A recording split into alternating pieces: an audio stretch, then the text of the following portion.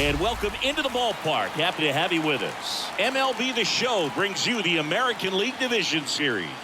It's the Chicago White Sox taking on the Cleveland Guardians. Alongside Chris Singleton, I'm John Shelby. A big game 2 in store for us here today, Chris. Yeah, this might be the game to actually... So 2 down, stepping in the long ball threat, Mike Trout. Outfield playing very deep, not wanting anything over their heads. Out there to center. Moving under this one. Corrals it. And that'll do it.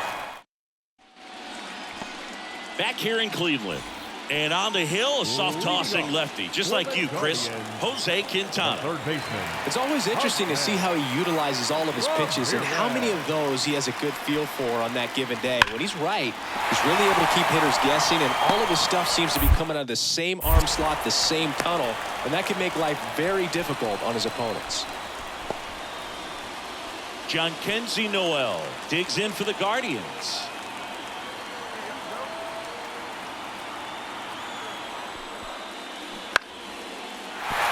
And a base hit. Lead runner makes the turn at second. The throw to third. And he's out.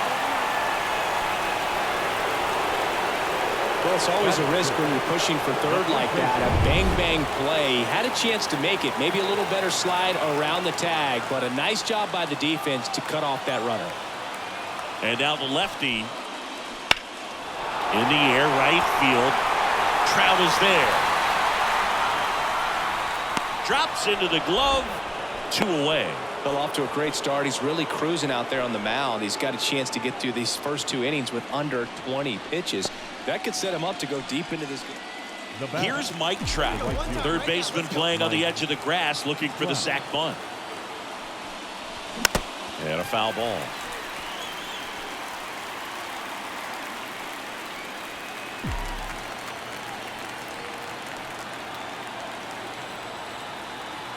Here's the 0-1.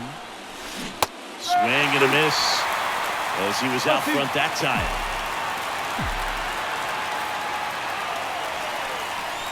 Runs it up to 96 to record the punch out.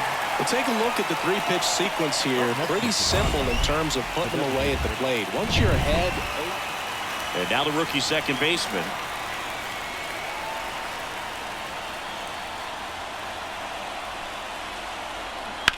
Swing and a drive, deep right field. That one back. Gone. And it gives them the lead in the third. It's 1 out, runner at second. And now it's the switch hitter, Carlos Santana. Cleveland up a run, looking for more. Hammered, base hit. They're waving Ramirez home. Now a long throw home. The tag out. Well, I get pretty fired up. Here's Trout. 3-pitch strikeout last time up. Got to put up more of a fight in this one. Back up the middle and a base hit. So they get a man aboard with a 1-out single. Just so sound in his mechanics. Hits against a firm front side, and the hands just continue to carry through the middle of the field. Now it's Devers at the plate. Trout on the move. Throw to second. Save. Siggy, he definitely showed off the wheels there. Yeah, and it turned out to be a bang-bang play. StatCast gives us the data, and that stolen base wasn't possible. Runner goes again. That's in for a strike. The throw, tag, and he's out. Well, I can see he had a big lead out there at second base. 2 outs, runner on first. Here's Mike Tauchman. The pitch. Next offering, popped in the air, right field. Trout makes the catch, and that'll do it. And now batting, Mike Trout. This is a true 5-tool guy. Not very many of them out there, but when he's on the field, you can't take your eye off him. Drilled out towards left center field. That's well struck. It one hops off the wall. Should be extra bases. And that's a double. Couldn't have timed it up any better than that. Nice line drive to the side, met it out front, but just stayed through it nice enough and ripped it into the outfield. Rafael Devers up to hit. On the ground, right side. And that's just foul.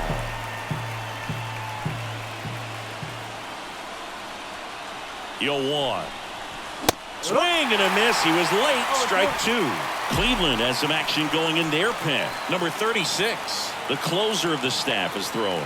Clase getting cranked up as well. Wow, that's strike 3 and the third out. So.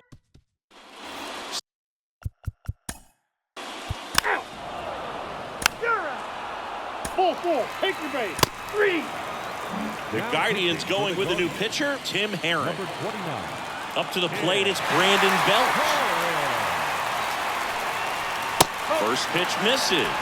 Got to keep things airtight defensively right here. On your toes, ready to make a play. If you can get this to the 9th with a 3-run lead, it should be a W. Back to the top of the 8th, and they'll go with a pinch hitter to start the inning. Whit Merrifield. The 1-0.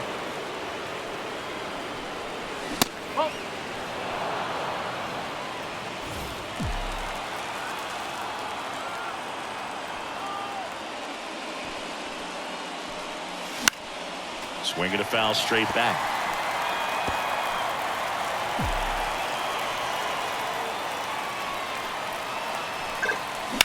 That one is absolutely belted. And it one-hops the wall. Thomas whips it in quickly. And they hold him at second. Maybe this is going to be the moment they start the comeback. James Outman steps to the plate for the White Sox. 1 for 3.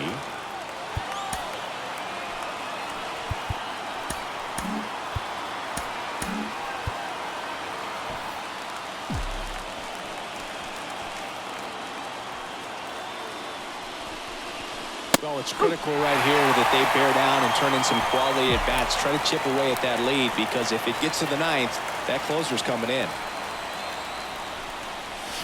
And a swing and a miss there. Gonna really need to hang in there with that front side against this left-handed breaking ball.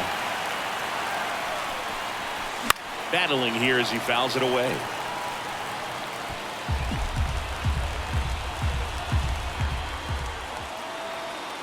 Man at second. Foul ball. It stays 0-2.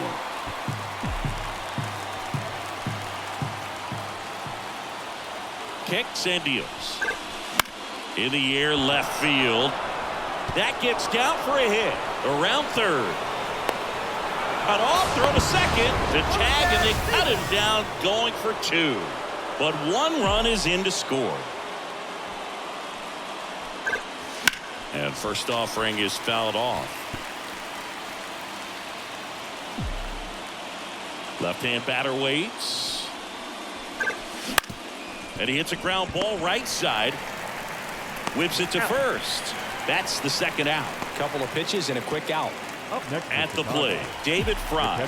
1 for 2.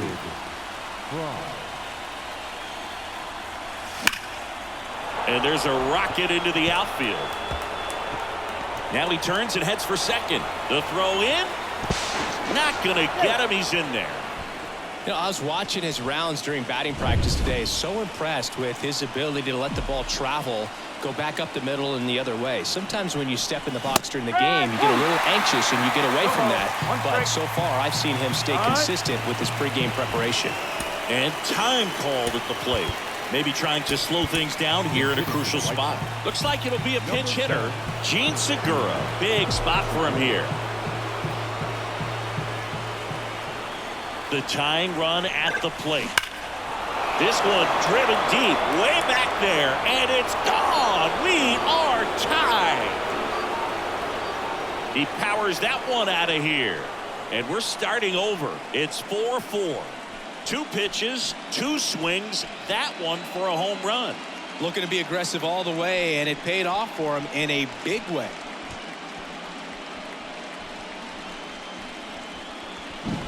It's so tough to come in as a pinch hitter and have. Trevor Steffen gets the ball now.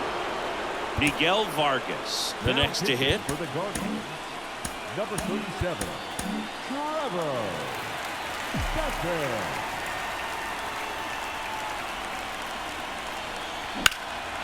Lifted in the air, right center field. On the move to the gap. He's got it, and that is that. But they score 3 times to even it up. Staying in the game on defense, Whit Merrifield. He pinch hit last half and now takes over at first.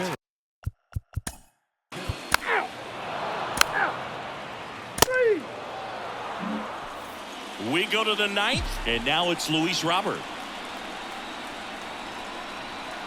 The pitch. Fouled off down the right side.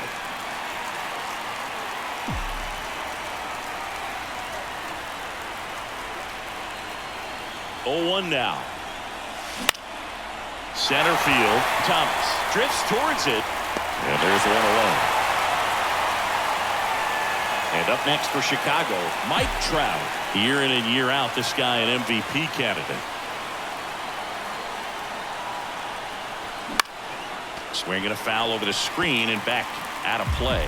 Trying to keep good speed off the bases. Swing and a miss as he was out front.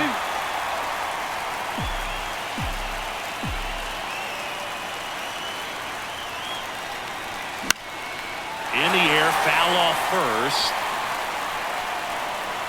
Puts it away for the out. Up next to Chicago. Here's Rafael Devers. Rafael Devers. Hammers that one. Curling down the line and foul. Stephan, 28 years old. And he was a 3rd-round pick back in 2017. To the right side. And that one handled. Slings to first. And that's the 3rd out. Offense help.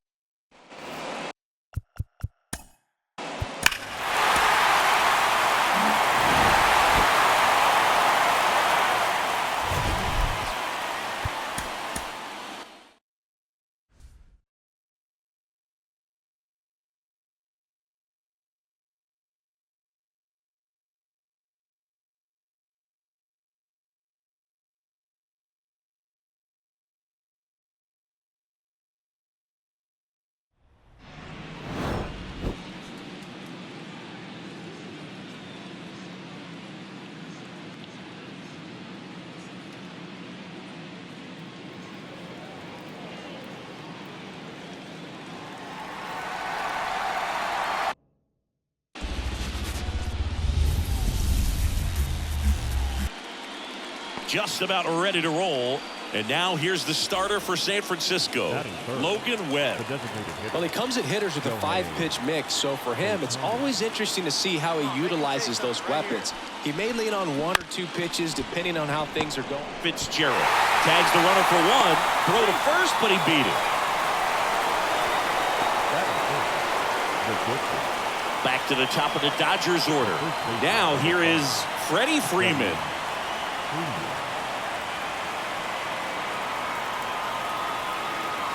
And now the 0-1. Runner on the go.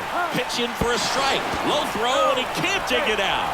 And that's a stolen base. Not even close. Well, with a good arm behind the dish. And now Teoscar Hernandez.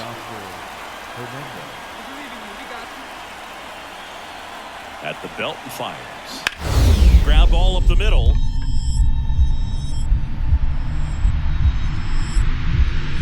A dive. Nice stop. Goes to second with it.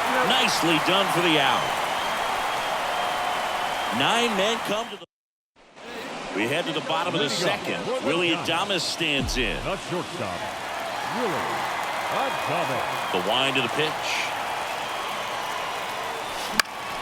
And first offering is fouled off. Singy, here's a fun nugget. Through the 2022 season, only 8 players ever had at least 3 career postseason hits, where all of those hits were for extra bases. And you're one of them.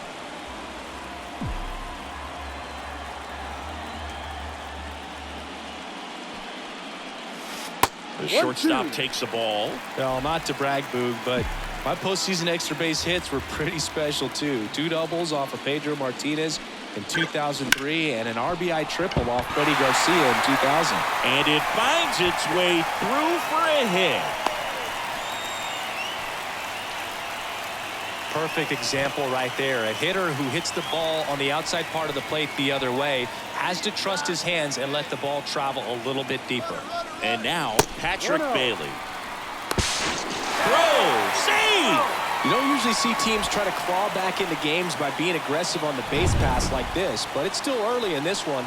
This kind of tells me they're going to try to tackle this one 1 run at a time instead of waiting back for a big 3-run homer. 2-0 to Jeff.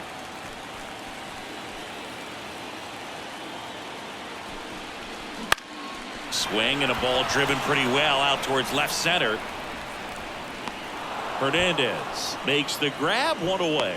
I wouldn't get too puffed up about that postseason extra base hit thing, Siggy. The all-time leader with 4 is Ken Holtzman, a pitcher, and one of his hits was a homer. Yeah, Boog, I'm sure he was a position player, though, before he started pitching.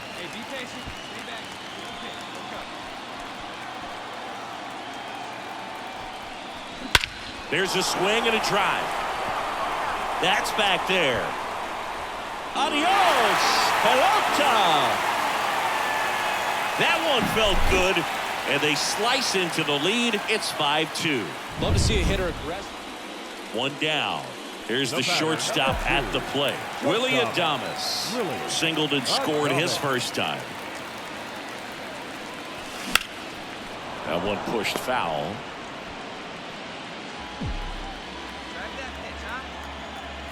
One down, base is empty. That one ripped. Pajes raging back towards the wall. Just missed it. Plenty of extra carry on that ball to right.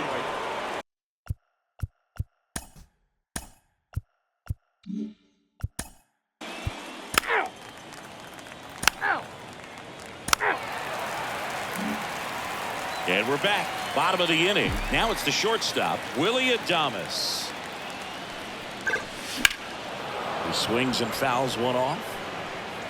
Well, these Giants, from what we've seen, I think it's fair to wonder if they've been too patient at the plate. They've found themselves behind in the count quite a bit. They're trying to be patient, but it's mostly resulting in outs, not base runners. And you could argue it's making things more difficult at the plate. Got him looking for the strikeout. Called strike 3 and a fastball up in the zone. Frustrating end to the at-bat for the hitter, and I'm sure that's going to sit on him for a little while. You want to be ready to hit the fastball. Sometimes you can overthink things, and I think that was the case right there. Swing and a ball lifted left field. He makes the catch, and there's 2 down. 2 outs, base is empty. Here's Nolan Arenado. He's already homered in this game. Swing and a ball lined out towards center, and that's the inning. Ready to begin the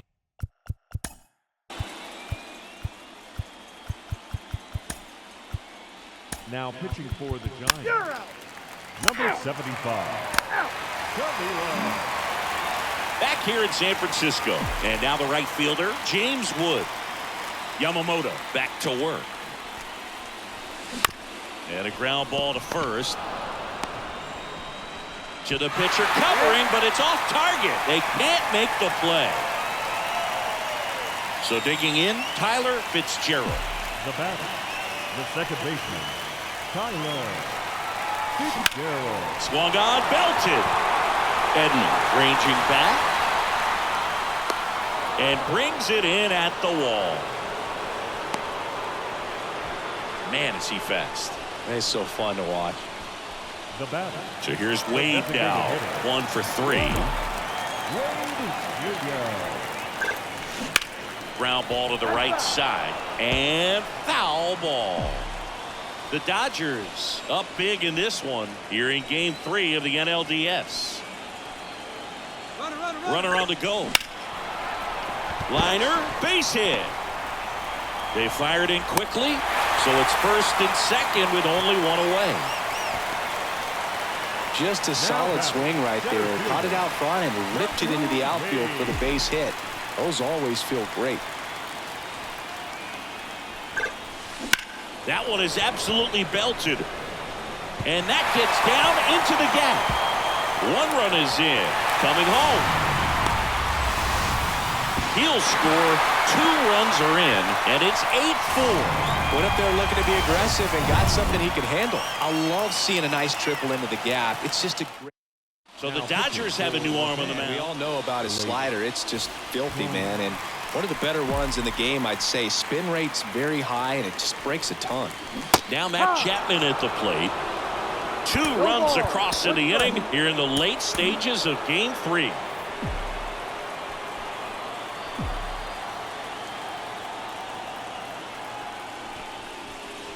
Swing and a miss, and that's strike 2. 2 really good back-to-back sliders. Now in an 0-2 count. He's feeling real confident about finishing this hitter off. He can go anywhere he wants. That's off the mark. Now 1 and 2. 2 strikes.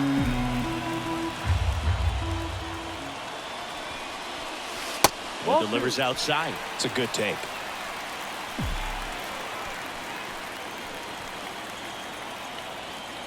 Righty delivers. And that one hammered. That's down. One hops off the wall. Throws to second. He pulls into second, and a run comes in to score.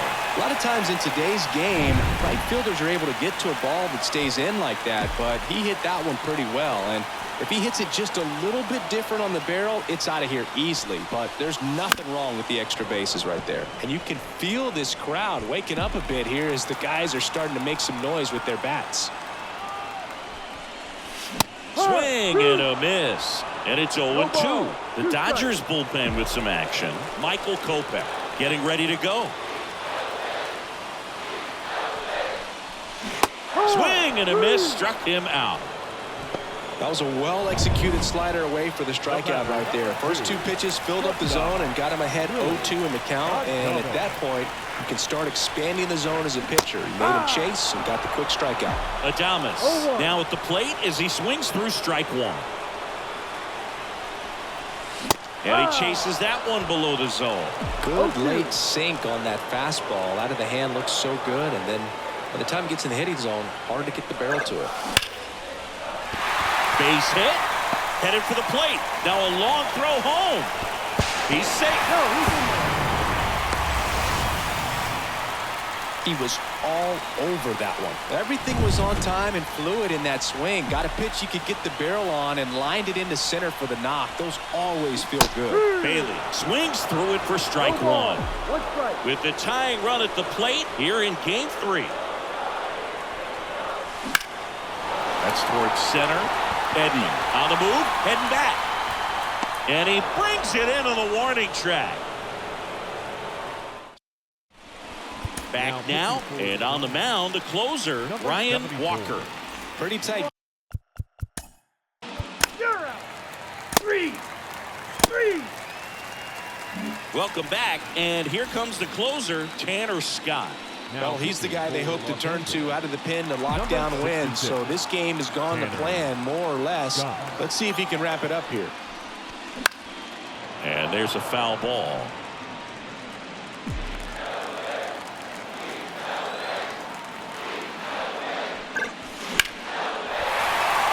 Swing and a line drive, base hit out of the center field. So a man on base to start the inning. Everything came together for him. That's about as textbook as it gets. Got his stride and load out of the way early. He stayed inside that ball and squared it up out front. Man, that was like he was in the cage hitting off a tee.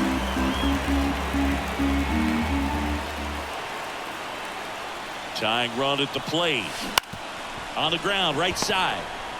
Fires to second for 1. Not in time at first. It's a fielder's choice. That's a huge defensive play in the late stages of the game. It might not be the most challenging we've seen today, but it needed to be made. That's helping your team. Hard hit, base hit. They get it in quickly. So first and second, now 1 out. These hitters are relentless. Just till the bell sounds, and they are going to keep coming at you, trying to get you into the corner and knock you out. Wade swings through it for strike 1. No ball. 1 strike. Scott throws over. Wood dives back in safely. Yeah, Boog, if you're that base runner at second base, you want to be quiet out there. Not bouncing around, not distracting your teammate, the hitter. Make sure that he can clearly focus on that pitcher and that release point. With the winning run at the plate, we're in the last half of the 9th inning. Line, and that's a base hit. Here comes Wood around third. To third, and got it. But a run does score, and they cut the deficit to 1. So it's their last chance in this one. Now the number 2 hitter, Jung-Hoo Lee. Swing and a miss. And it's 0-1. Well, with the tying run at first base, he's looking for something he can get a lot of barrel on, drive it into a gap, and score that run from first base. That's off the mark. Ball 1. Trying to keep the game alive here in the bottom of the 9th. That's down and in. A slider missed. He's getting a little frustrated out there on the mound, getting hit around a little bit. Let's see if he can settle himself down. Scott checks over to first, and he's back. Well, at least you got the pitcher thinking a little bit. You don't want to run yourself out of the ball game. You get thrown out or picked off, it's over. Lifted to left, and this should do it. He'll squeeze it for the final out, and the Dodgers take home field advantage right back. They win Game 3 to go up 2-1. Game 3s are very critical when you have a series tied at 1-1 because you put yourself up. Anytime you go down, you're always chasing. When you're up in the series.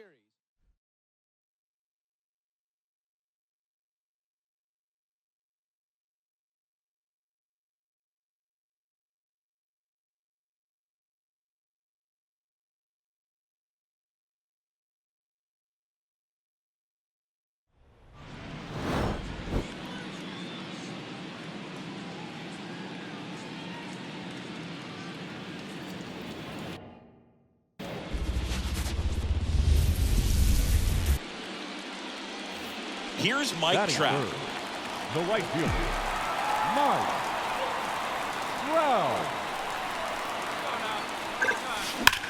Grounder might be 2. There's 1. Relay to first, double play. Batting fourth, the designated Nice hitter, soft hands on the backhand right there in the 6 hole. now Man batting at second right here with 2 fielder, away. Now Mike Trout gets a chance to hit. Trout. On a line out towards center. No trouble here. Puts it away for the out. And that is that. So 1 left for the White. Here's Jose Ramirez.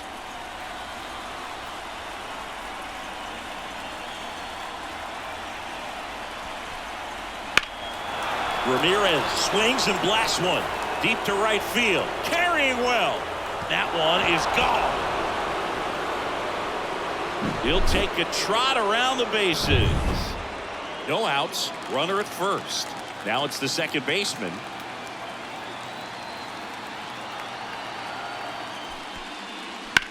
Swing and a high fly ball. Pretty well struck right field. Trout ranges back. On the warning track. And hauls it in. Maybe caught that one off the end just a little bit. Couldn't quite barrel it up enough to really drive it. Here's Trout.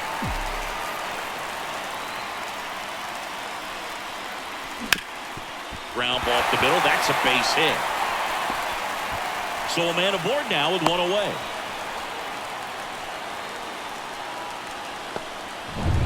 Man aboard, and here is Devers. Devers, the baby-faced assassin.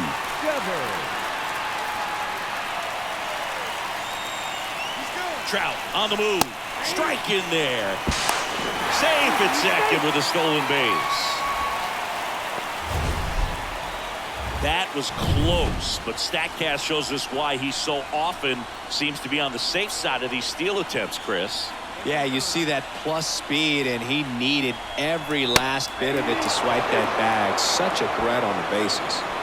With the go-ahead run at the plate here in Game 3 of this American League Division Series.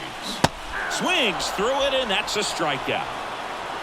Stood absolutely no chance on that slider right there, and I don't mean to laugh, but that's a tough one. I mean, pretty much a perfect strikeout pitch. I mean, it looks like a fastball middle in, kind of has cutter action, and it just... Runner breaks for third.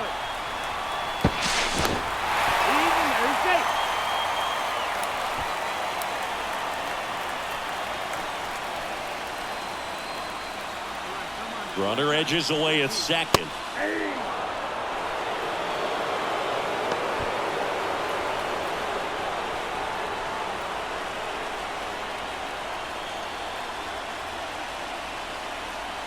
Runner goes again. Pitch in for a strike.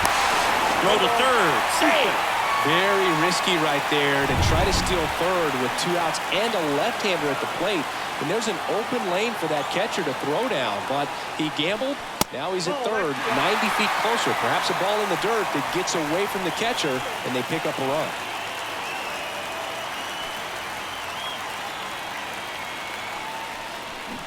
Got him! Huge strikeout there. And now batting, Mike Trout, 1 for 3.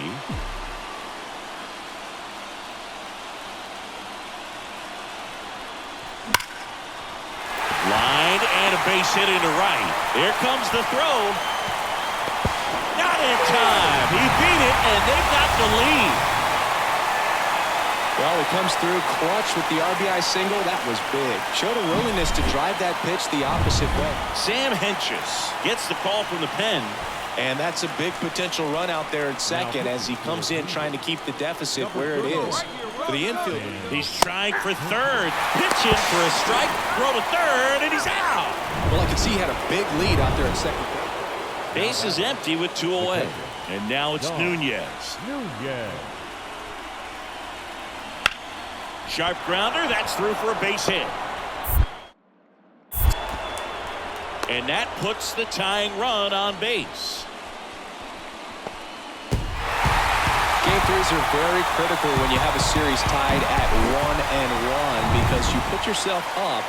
Anytime you go down, you're always chasing. When you're up in the series, you feel like you're in the driver's seat. Nice win today. Not a ton of offense to chat about as we look at the final numbers, but this was a good one. Yeah.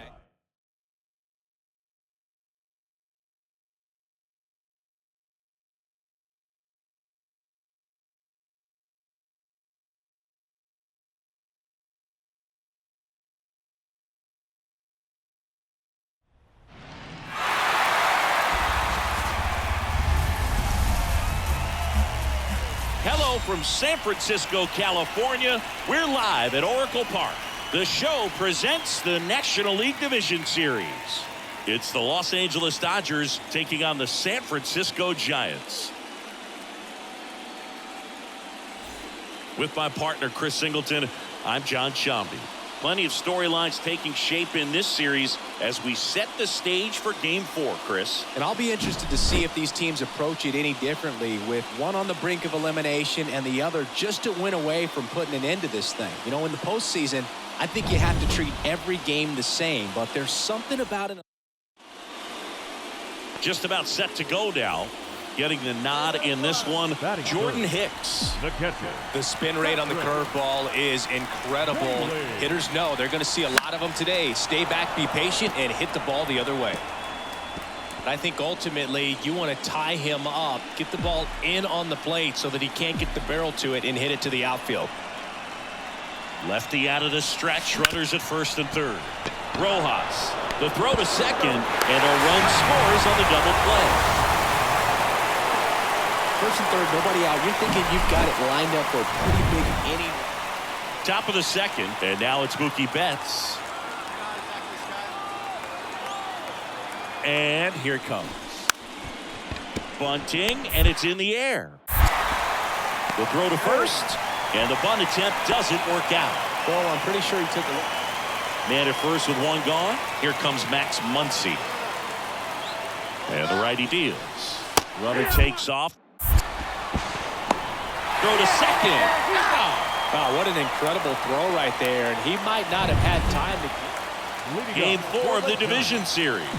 Now it's the Giants catcher, Patrick Bailey. Fouled off. He was late. This park is absolutely electric for this game. Such a great postseason atmosphere. To the right side. What a stop. To first. Pretty nice play there. Max Muncy at the dish. Grounded out his first time up. Runner on the move. That's in for a strike. throw to second, tag, and they got him. 2 unsuccessful stolen base attempts tonight, so First and second, 2 outs. Patrick Bailey will hit next. Swing and a pop-up. Betts settles underneath it and puts the squeeze on that one. That Patrick Bailey digs in now. The switch hitter batting right.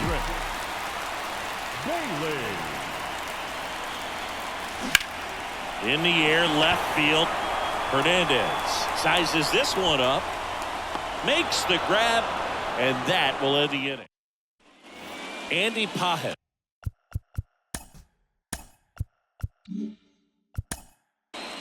You're out. Out. Out. Back now as they hand the ball to a fresh arm to start the bottom of the ninth. Tanner Scott. save opportunity for him right here, and he's their guy. Time to lock this one down and get out of here with the W. Giants, number 32, Louis Marco. And a pitch. In the air, out towards right center. Pajes moving under it. And out number one on the grab. Really nice job to get your first out of the ball game. He's 2 outs away. Matt Chapman, the next Giant to hit. That one fouled off.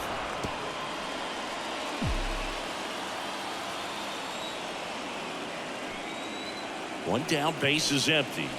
Outside. And the count even 1-1. 1 ball, 1 strike.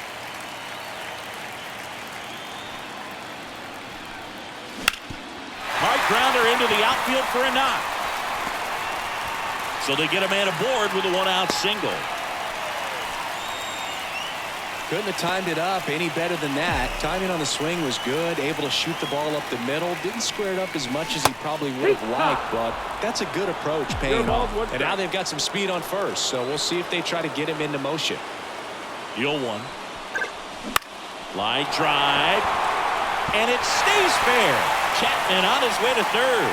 The throw in. He's in there. Back-to-back base hits. Just a really nice job of turning on that pitch and smoking it down the line. And there's no one playing there, so once it drops in fair, you're on your way to extra bases. Right side. Kim throws to first in time. Now 2 away as they get a run across. 1 out left for the Giants. Now a chance for Jung-Hoo Lee. 1 for 3. That one the other way. And the Dodgers are going to advance. They're through to the National League Championship Series.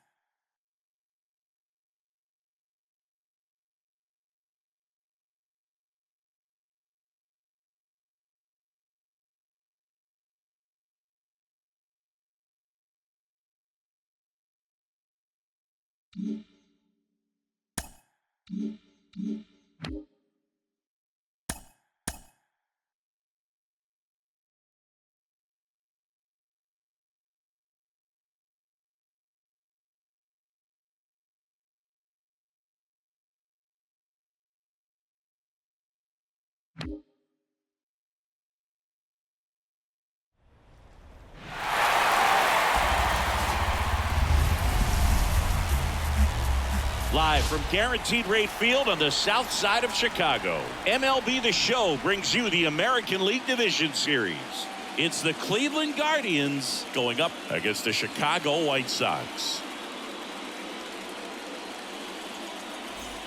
With my partner Chris Singleton, I'm John Schaum.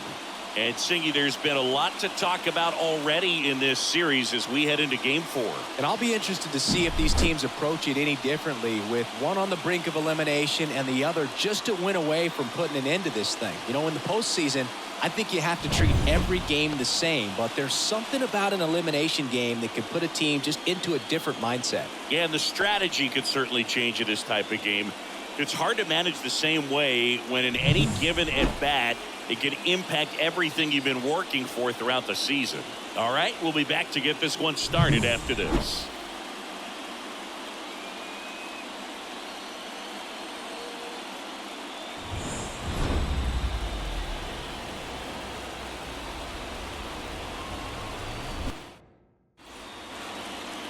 All right, just about set to go. And towing the slab, Brian Bayo.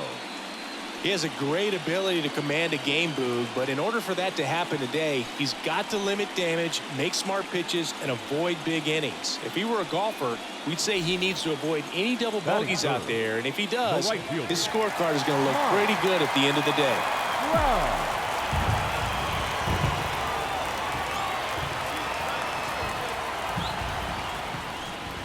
Mike Trout in the box here lets that one go for a ball.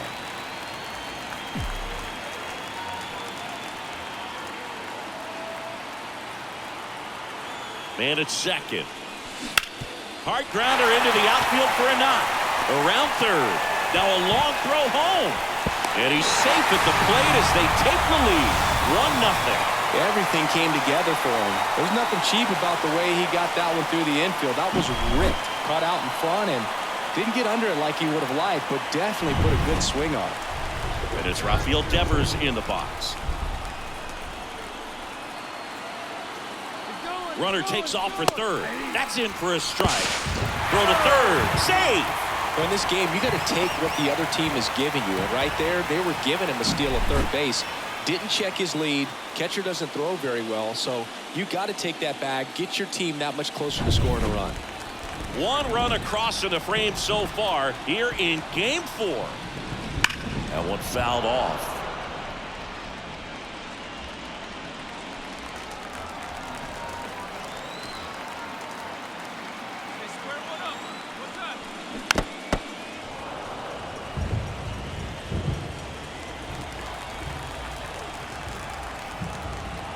And a pitch. Hacks and misses. It's a strikeout. Well, that slider down and away, it's just kind of a slow death. With 2 strikes, you're looking to protect, and halfway to the plate, you know you've committed, and you know you're going to have no chance of touching it. Tell you what. Oh, now this is blasted. Way back there. On its way. Gone. And they add a couple more. It's 3-0. He only needed one swing to square it up. Not wasting any time in that at bat, Boog. Aggressive, and it paid off. With a low 90s fastball, you have to live on the edges and hit your spots. If you don't, runner at first with 2 away. Now Trout gets a chance to hit. 1 for 1 with a single and a run scored so far.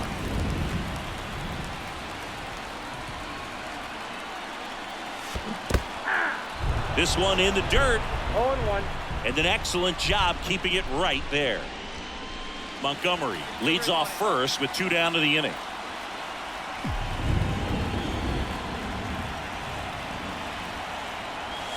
And that's in there at the knees. Oh, this guy's so comfortable hitting with 2 strikes. Even a good pitch early in the at-bat. If he's not ready to pull the trigger, he's not worried if he gets to an 0-2 count. That one hit to right. Topman makes the play, and that is that. It's no runs. 2 outs, base is empty. And now it's Nunez.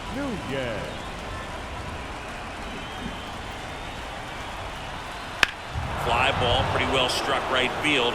Trout ranges back. Going, gone. That one felt good, and this game is tied. It's 3-3. Here's Trout, 1 for 2. Looks like the weather could actually play a factor in this one. It's coming down pretty good. Yeah, it is, and it's not too bad yet, but the field's not going to be able to hold up if the rain gets any worse than this. So keep an eye on the pitcher's mound as well, and the rest of the infield start to puddle up a little bit. Next offering in there for a strike. No balls, 2 strikes. All tied up here in game 4 of this ALDS. Swing and a miss, and he chases that one in the dirt. Nunez down to first with it. Got him. Inning over on the strikeout. 5 innings complete. So the bases are loaded here, 1 gone. Here's the second baseman. Right side. Brings it in. Both runners tagging. Fires to the plate. And he's out. Cut down, and that ends the inning. Base runner decided to test him, and it was a bad decision. Outstanding throw on a frozen rope at home. That'll end the inning with a bang.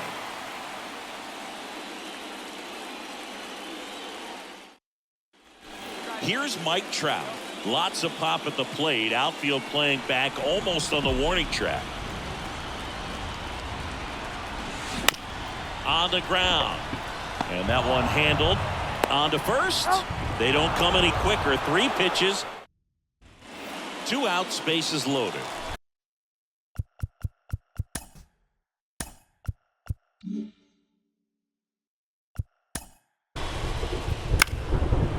Full, take your base. Back here on the south side. Here's Rafael Devers. The designated hitter, Rafael. Cantillo back to work. Up the middle, Brito. Tosses to first, and Devers is set down. Miguel Vargas steps to the plate for the White Sox. He's already homered in this game. On the ground to the left. And it gets by him.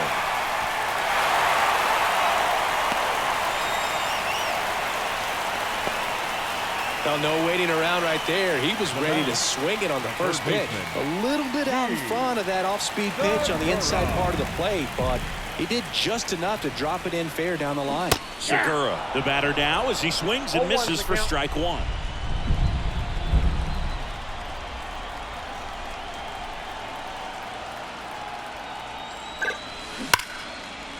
Lined into left center, and that should be extra bases. Vargas around second, headed for third. Coming home. He will score. It's now 9-4. Well, Singy, he is locked in there. Well, he's really slowed the game down, and it's like he's moving in full speed, and everybody is a step or 2 behind. The way that he squared up that baseball tells me that he is seeing it like a beach ball. Now time called at the plate.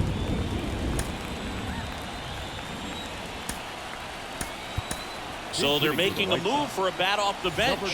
Brandon Drury. He gets a chance with a runner in scoring position and 1 gone.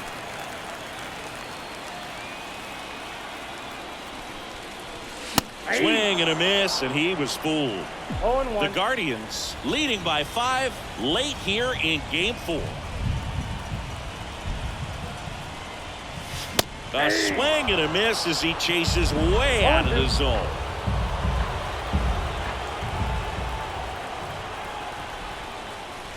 That one misses, and that's ball 1. 0-2 pitch that far out of the zone gives the hitter a little confidence that maybe he can climb back into this at bat. The 1-2. Line drive, base hit. Segura flying around third on his way home. He scores. It's 9-5.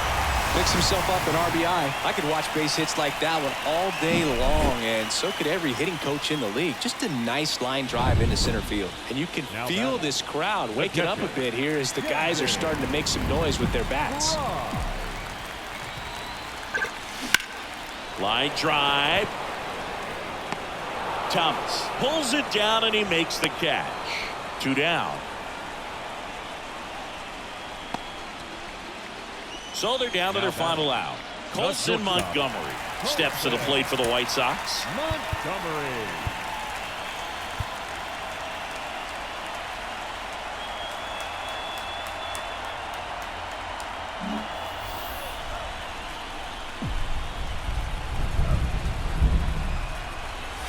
The shortstop takes the ball. Counts 1-0.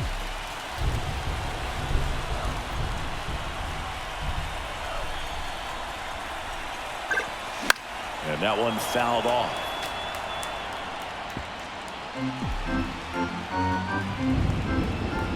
The pitch.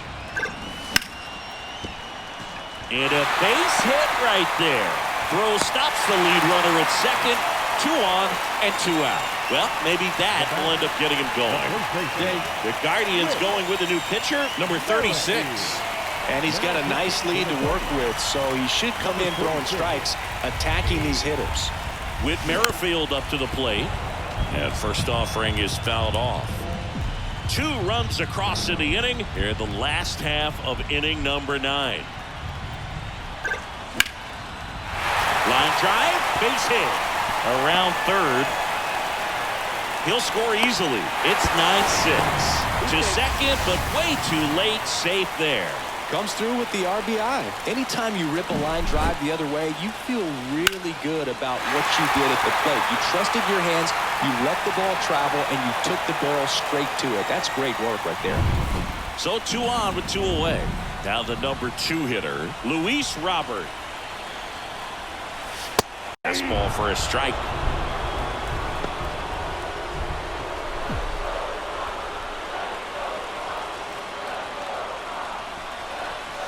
Swing and a miss.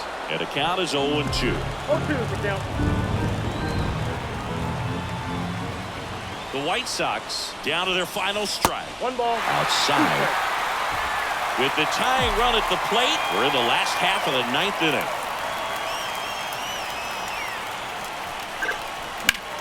Swing and a drive, deep right field. And an automatic double as it hops the fence. As 2 runs score in the play. These are the best kind of automatic doubles for an offense. Everyone scores on the play, and they still have a runner in scoring position. And they pitched to him with the base open at first, maybe regretting that a bit, but there's nothing they can do about it now. And now batting, Mike Trout. Lays out, but he can't squeeze it. Throw to first, ball game. And the Guardians slugged their way to a win in this one. This team played extremely well to force this series into a Game 5. It's just like a Game 7. You win or go home. That Game 5 should be a lot of fun to watch. And the final here today, 9-8. For Chris Singleton and our entire...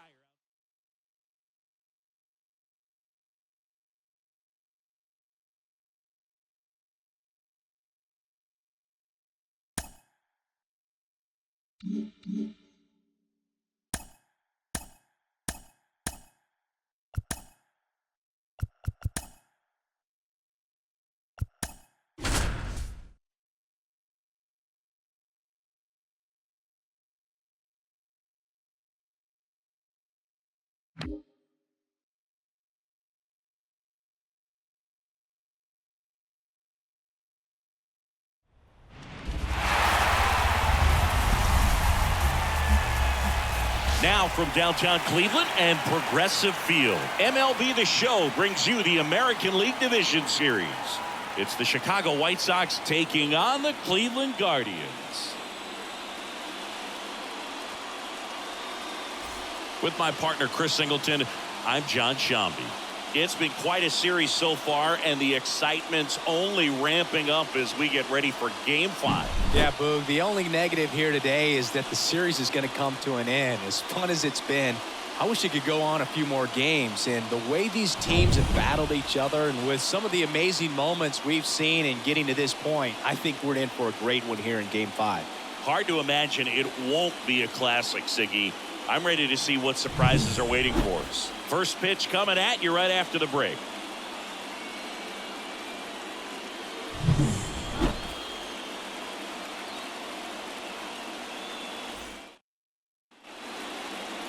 Just about set to go now.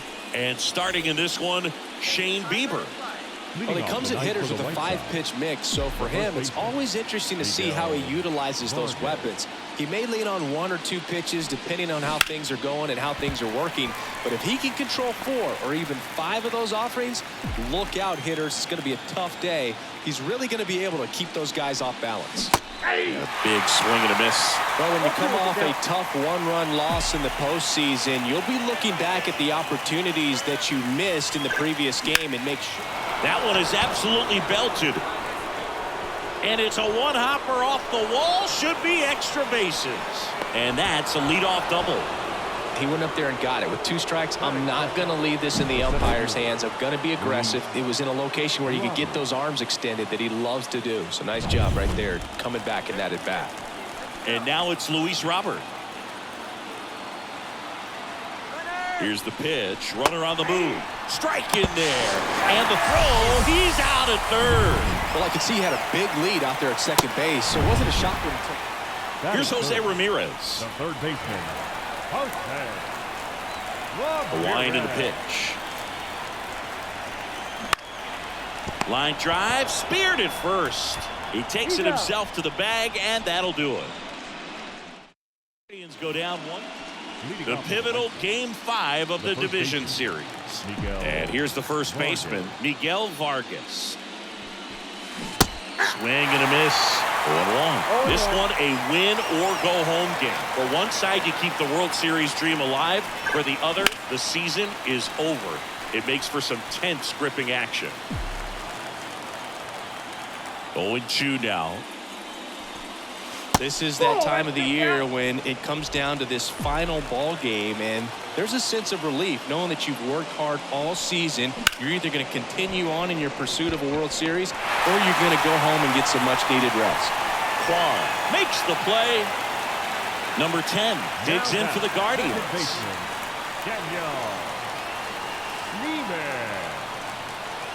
The 2-2. Hit on the ground, might be 2. Oh, what a flip for 1. How about that double play?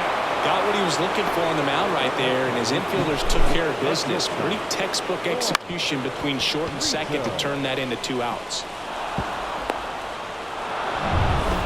So the lineup flips over. Next to hit, Miguel Vargas. 1 for 2.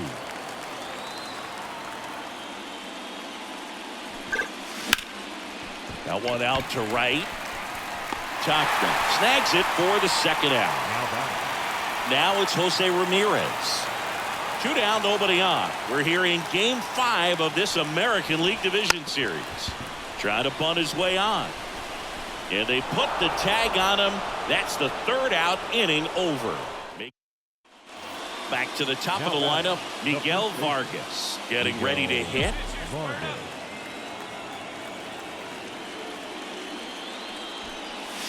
Swings and misses. Strike 1. Wow, no fair right there. I mean, that slider didn't move to the very last moment. Incredibly difficult to pick that up. Just kind of have to tip your cap on. Now he steps out as time is granted. Come on now, one time right here. The 0-2. Battling here as he fouls it away.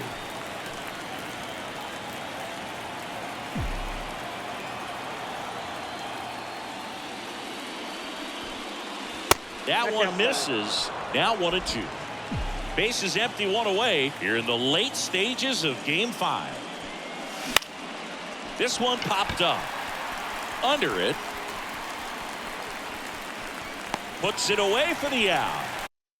2 away now. 1 out, base is empty. Now the 4-hole hitter for the Guardians, Jhonkensy Noel.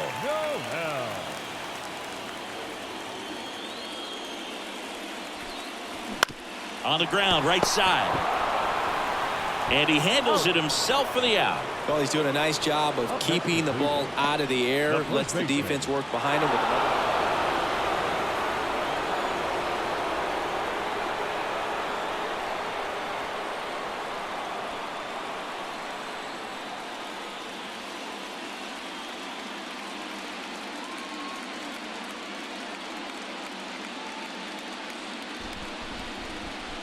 Well, a really solid division series win. They can move on to the next round and I think relax a little bit more. Congratulations. Get ready for the ALCS.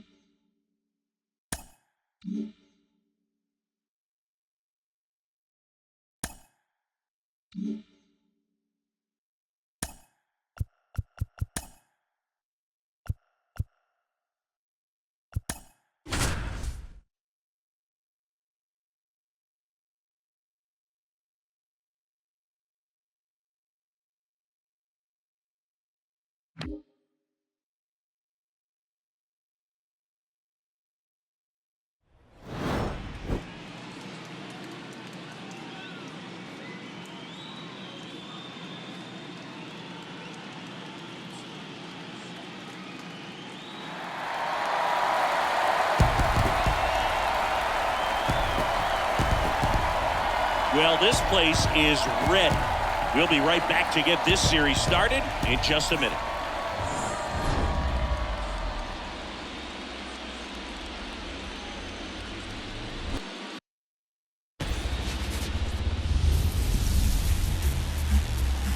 And welcome into the ballpark. Happy to have you with us. It's game one of the American League Championship Series. It's the Chicago White Sox taking on the Baltimore Orioles.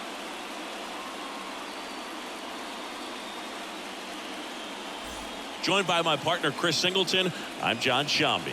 Singy, this should be fun. Well, you can feel the energy in the ballpark, and these two teams have fought through so much adversity to get here. When you get here, you forget about individual statistics and you play for the team. When a team is able to do that, they see themselves go to another level, and I'm looking forward to seeing that tonight.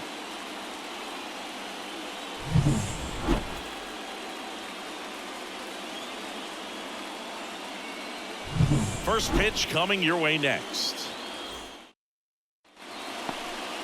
So, almost ready to get underway. And today's starting pitcher, Kyle Bradish. What's the word on him? Anytime you have 5 pitches to work with on the mound, that repertoire can be a real weapon in terms of keeping hitters off balance, man. It's one of those things that I'm going to be looking for in this one. Does he have a feel for all of those pitches, or is he just able to get 1 or 2 over in the strike zone where he wants? Now, it's tough to do to be able to command all those pitches, but if he can, he is going to be very tough for the opponent today. 2 outs, nobody on. And next for the Orioles, Gunnar Henderson. Bounce to the right. And that chance handled. Gathers and throws to first. And that is that. Doing this time around. Bottom of the inning. And now the right fielder, Colton Cowser. Vargas. He handles it himself and quickly won away in the second. Miguel Vargas steps to the plate for the White Sox. 0 for 1. He grounded out in his first at bat. And there's the strike. Vargas in his second season hitting leadoff in today's game. Usually in the outfield, but today he's starting at first. In the air, right field. Cowser settles under this one. And there's 2 down.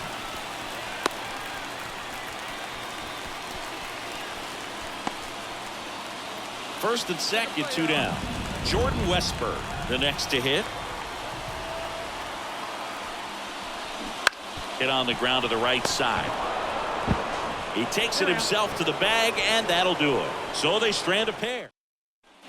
Game 1 of the American League Championship Series. Now here is Miguel Vargas. Bradish back to work. Hit hard, base hit.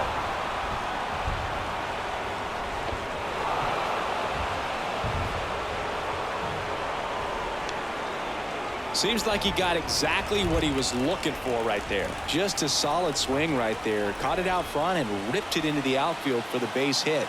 Those always feel great. Runner takes off, pitch in for a strike. Throw to second, and he's out. Well, this is a real momentum killer after the leadoff single. So 2 down. Ryan O'Hearn comes up to hit. 4 runs already in the frame here in game 1 of the ALCS. And a ground ball to first. Takes it himself. Ends the inning after they racked up a bunch of. Here's Adley Rutschman.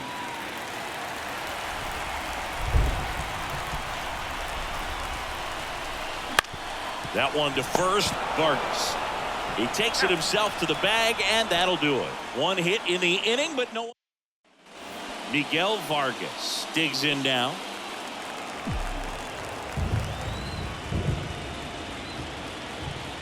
It really feels like we might be running out of time before a rain delay is called. This rain is not letting up. Yeah, and if we do get a delay, the unfortunate thing is the clock's going to start ticking on these pitchers, and they won't be able to keep their arms warm forever if it's a long break, and going to have to exit this game a little early. On to O'Hearn.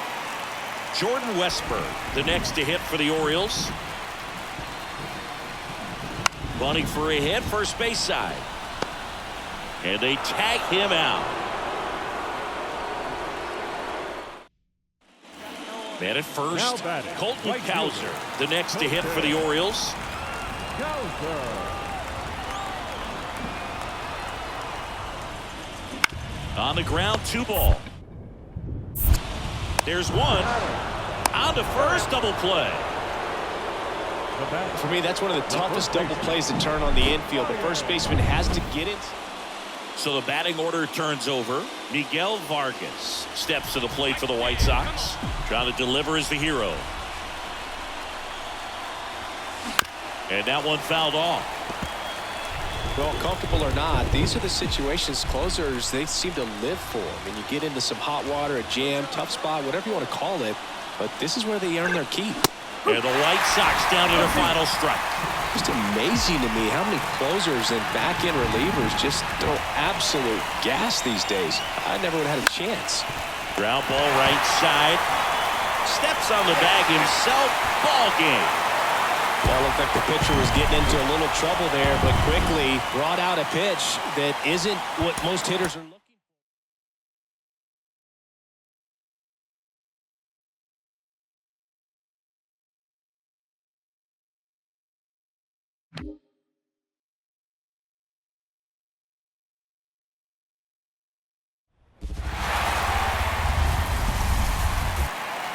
Ready to go now. Leading And now off the the first White Sox, baseman, Miguel the Vargas. first baseman, Miguel Vargas.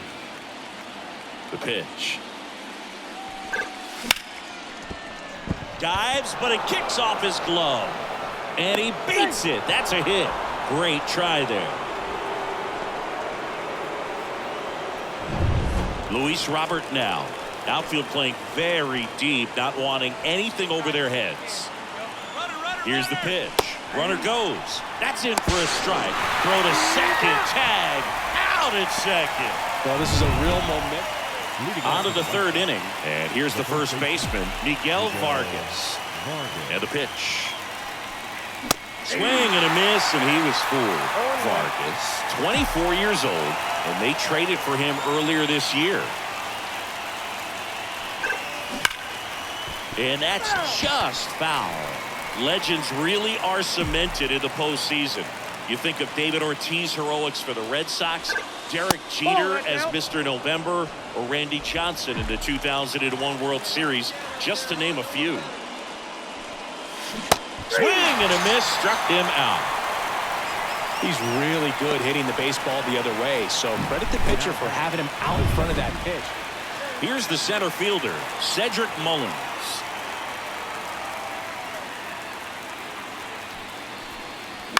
Ground ball right side into the outfield, base hit, and that keeps the inning alive.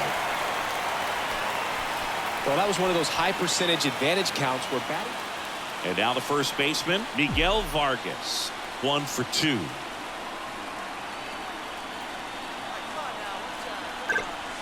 Swing and a miss. It's 0-1.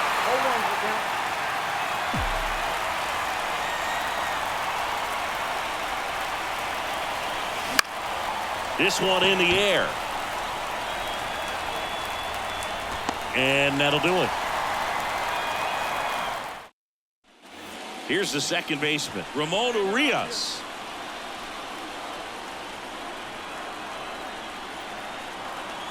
Kicks and deals. Ground ball, could be 2. Off balance feed, there's 1. And that's 2. Huge sigh of relief right there. Big time pitching to induce the double play. Erase what could have been the go ahead. Back to the top of the White Sox lineup. Miguel Vargas will hit next. 1 for 3. Swung on, belted. Mullins going back. Adios, pelota. He rocketed that one out of here. And the White Sox jump out in front. It's 4-1. 1 pitch, 1 swing, 1 home run. Yeah, you could say that's efficiency right there. Didn't need much time in the box to make an impact.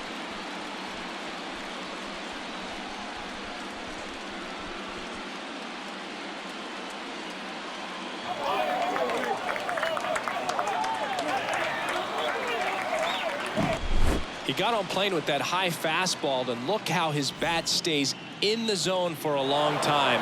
Absolutely crushed that pitch. Well, a 4-pitch save. He was just starting to get comfortable out there after throwing a lot of pitches in the bullpen in this one. But a nice job of attacking the hitters, being very efficient. And this is what you want to do. You want to come in and you want to close things out as quickly as possible. Here's one final look at the line score from this one, Chris. It was a close 2-run game, and a couple of key moments just really made the difference. Not much separates these two teams. And your final 4-2 for Chris Singleton and our entire outstanding crew here.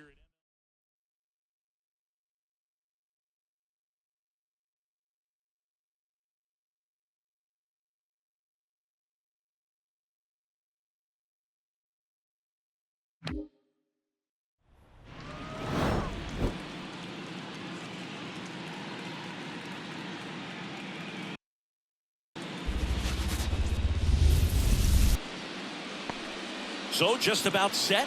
And on the mound today, Spencer Leading Turnbull. off tonight for Baltimore. Power pitcher. He's going to speed you up with the fastball velocity, and out of his hand will explode the breaking ball. Very difficult for hitters to keep that front side closed and hit the ball the other way, because they know if they're not ready to pull the trigger, the fastball will beat them. Ryan O'Hearn comes up to hit.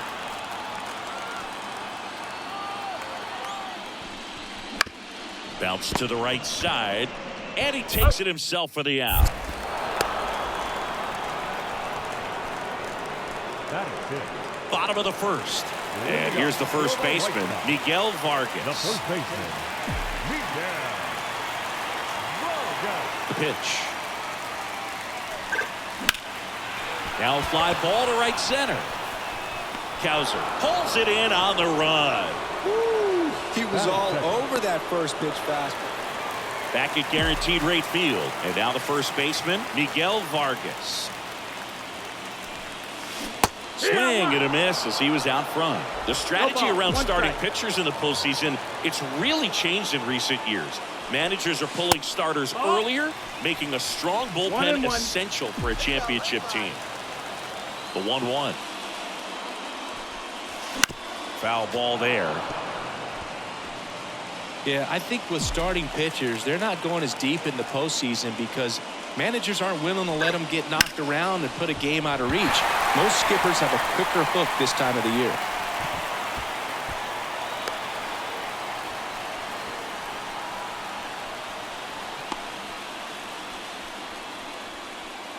And now it's Luis Robert. Doubled his first time up. We talk about elite defensive players, especially in the middle of the diamond, and this guy is at the top of the list.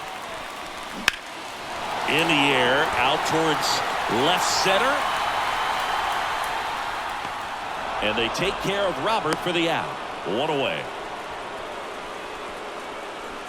Here's Trout. He reached on a walk his first time. The right fielder, Mike Trout. That one ripped.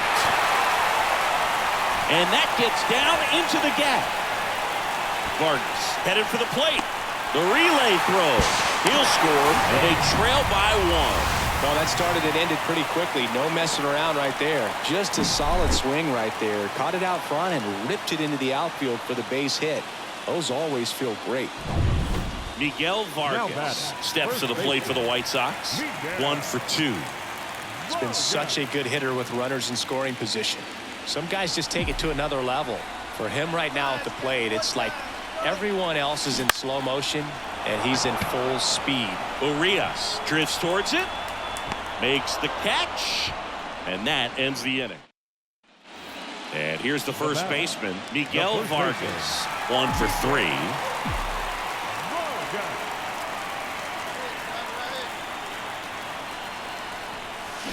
There's a swing and a drive. Mullins moving back for it. Adios, pelota. His second homer of this series. It's 7-2. Chris, he's homered in back-to-back games now. Yep, seeing the ball well, and he's got his timing locked in. He's looking pretty dangerous at the dish right now.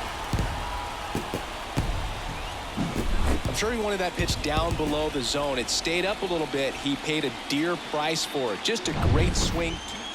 1 gone, runner at first. Ramon Urias, the next to hit for the Orioles. Hey, we got one here. On the ground left side, 6, 4, 3. It's a double play, and that'll do it for the inning. No runs, 1 hit, no errors. Back to the top of the lineup, Miguel Vargas getting ready to hit. He's already homered here in this one. Hey, here we go. Ripped to short. And that is that. White Sox strand a couple. So the lineup flips over. And now the first baseman, Miguel Vargas. He's already homered in this game.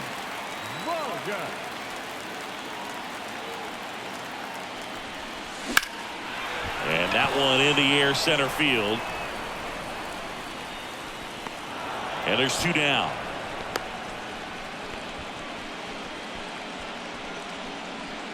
Now batting. Game threes are very critical when you have a series tied at 1-1 because you put yourself up. Anytime you go down, you're always chasing. When you're up in the series, you feel like you're in the driver's seat. Nice win today. 10-2 the final in this one. For Chris Singleton and our entire crew, I'm John Shambi.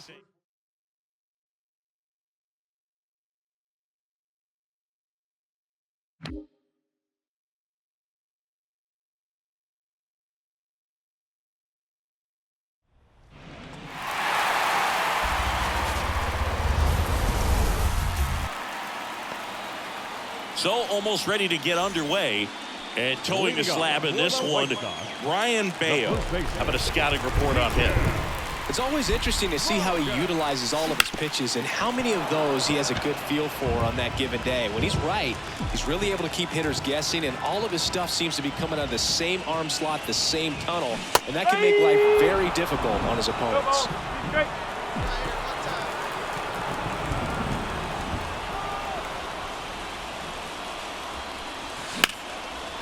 Line drive, caught. From up here, it looked like that liner might be splitting the gap in right center. So the batting order turns over. Miguel Vargas steps to the plate for the White Sox. He's 0 for 1. There's a strike. It really feels like we might be running out of time before a rain delay is called. This rain is not letting up. Yeah, and if we do get a delay, the unfortunate thing is the clock's going to start ticking on these pitchers, and they won't be able to keep their arms warm forever if it's a long break, and going to have to exit this game a little early. At the belt and fires. On the ground, a short could be 2. Flips to second. That's 1. Now to O'Hearn. 2. Very smooth on the feed to second right there. You got it. Miguel Vargas steps to the plate for the White Sox. The first baseman. That's outside. And that is ball 1. Hitter's got some good opposite field power. What I like about something being hit to the right side into the outfield is that the base runner at second has a very good read and can determine whether or not he can score on that base hit. He's got it. Runner tags at second, and he's in safely at third with 1 out. Back to the top of the White Sox lineup. So up next for Chicago, Miguel Vargas. Ball 1, no strikes.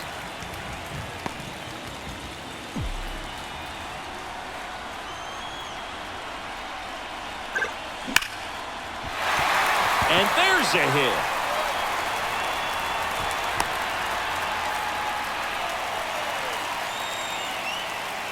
Two outs, runner at first. Luis Robert now. He's already homered here in this one. Runner on the go. Pitching for a strike. Safe at second, and he easily steals the bag. Well, with that kind of elite arm he has behind the plate, man, it's a pretty big deal when you can swipe a bag against this dude. Maybe more than anything, it prevents teams from just testing him, thinking that they can even steal a base. But right here, they successfully moved that runner up to scoring position. Good job. 0-1. To the right side. He takes it himself to the bag, and that'll do it.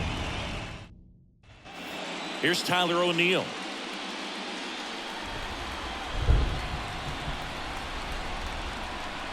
Right-hander kicks, deals. And that's a base hit. So a 2-out knock keeps the inning alive. That's back-to-back singles for him. Nice job. So Singy, as the numbers show, a great performance on the mound.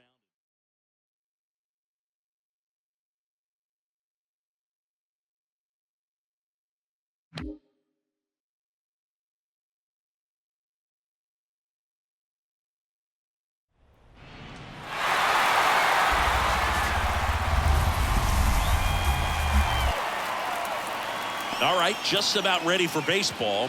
Today's starting pitcher, Cole Irvin.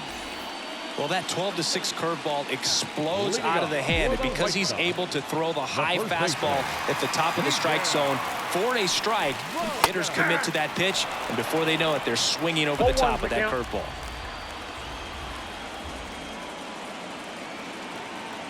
And here it comes. Lined, and that's a base hit. And the postseason success continues for him. You'll often hear the phrase short to it, long through it, and that's a great example of it right there. Got the barrel in the hitting zone early, squared it up with the well-timed swing, and came away with a beautiful line drive in the center field. Runner on the go. Throw to second, tag, and they got him. Well, this is a real... Ramon Urias, the next to hit for the Orioles. Urias. On the ground to first. And he handles it himself for the out. Chris, you and I have gotten to work some memorable postseason games together. One I look back on, 2013 ALCS Game 2, the David Ortiz Grand Slam. To the right side. Steps on first for the out. For me, Boog, a game I remember is us.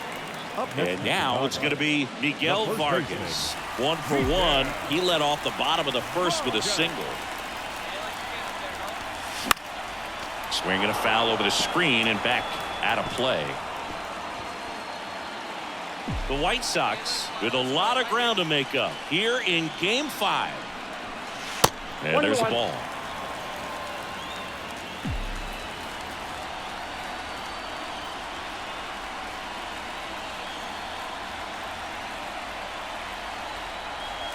That one drifts inside.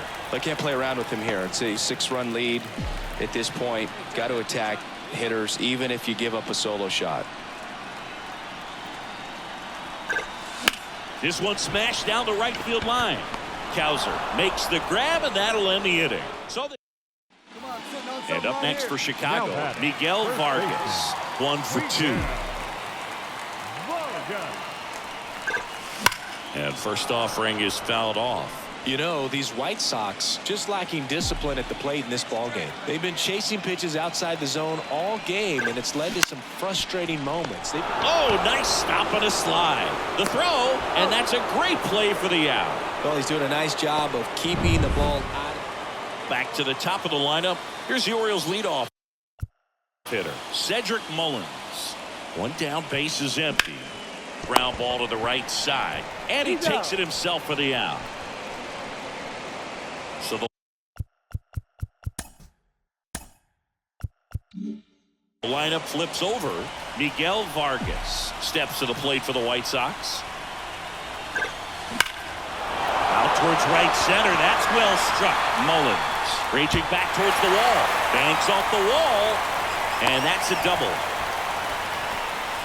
Well, clearly he was ready to hit right there. Put a really nice balanced swing on it, and when you can rope one into the gap like that, you're thinking extra bases from the first couple of steps out of the box, and he'll feel real good about that one.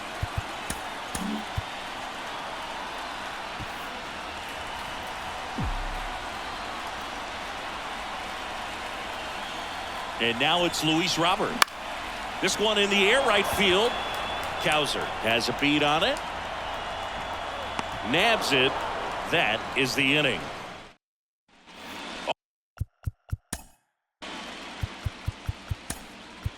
Now pitching for the White Sox, number 51, Alex.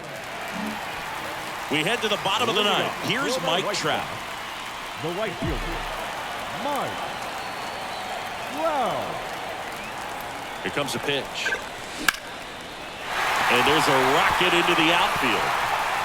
Now he'll turn for second. The throw in. Throw is offline, and he's got a double.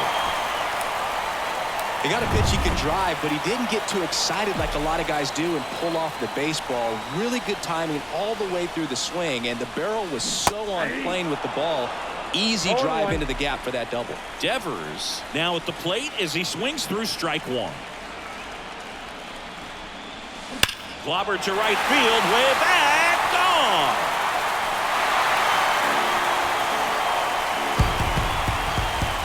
The two-run shot. It's 6-2. They needed that one, Singy. Indeed they did. They've been fighting to get back into this game, and just like that, they're back in it. That one was a hanger, and pitchers typically don't get away with making a mistake like that. And so a new arm out of the bullpen for the Orioles, Gregory Soto. And they felt it was time to bring on a left-handed reliever from the pen with the lefty hitter coming up. I think it's a good move. I know I never liked when opposing teams did that to me.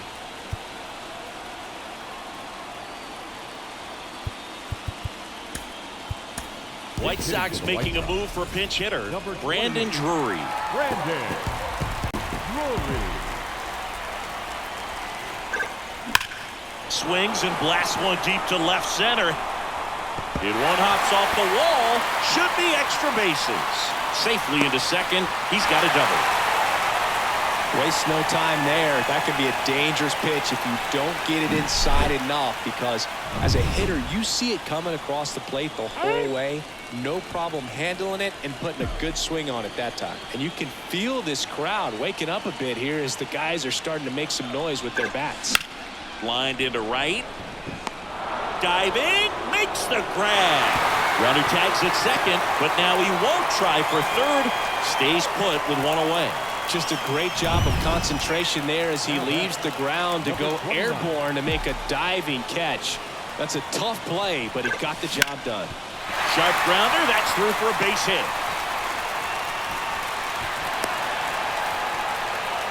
Now the tag at second, and he's out. Trying for two. So it's their last chance in this one.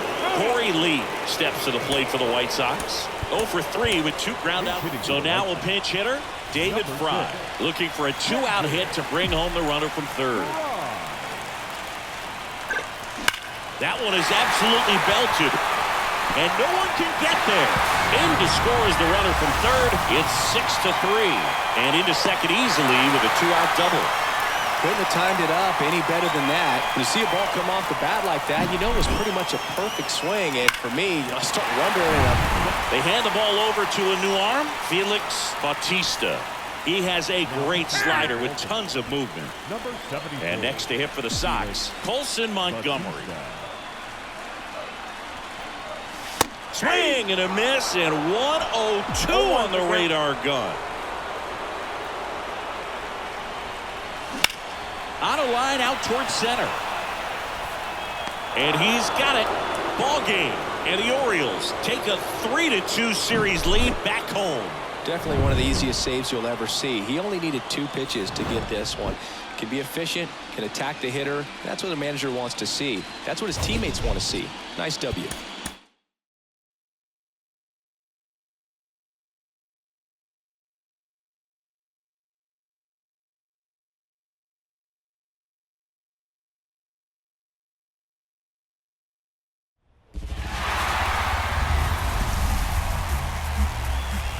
Hello and welcome. Thanks for joining us. We've got the American League Championship Series on the show. It's the Chicago White Sox taking on the Baltimore Orioles. All right, ready to get underway. At the plate, Miguel Vargas. That one finds the corner. And we're underway here in Game 6. Way out front for strike 2. No ball, 2 strikes. The pitch. Swing, and that's ripped towards right center. No trouble here. Puts it away for the out. 1 down. Jordan Westburg, the next to hit for the Orioles.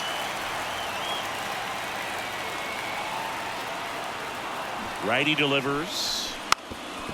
Puts a bunt down. They put the tag on him, and he gets the job done. top half of the third inning. And here's the first baseman, Miguel The Vargas. first baseman. With the right-hander back to work. Vargas. Foul ball. The pressure is high for the players in the postseason, but maybe even higher for the managers. Every decision you make is critical to the success of the team and to your own reputation. And a swing and a miss. Well, for better or worse, managers are remembered for what they do in the postseason. Pull the right strings, they might build a statue of you someday. One bad decision, and you might be updating your resume. You've got to be sharp. So the batting order turns over. Miguel Vargas steps to the plate for the White Sox. Headed down the line. And that's a foul ball. Here comes the 0-1. Hard ground ball, base knock. So they get a man aboard with a one-out single. He was all over that one. Pretty tough for the infielders to do anything with that one. He pulled it hard into the outfield, and even when you keep it on the ground, it feels great when you hit a missile like that.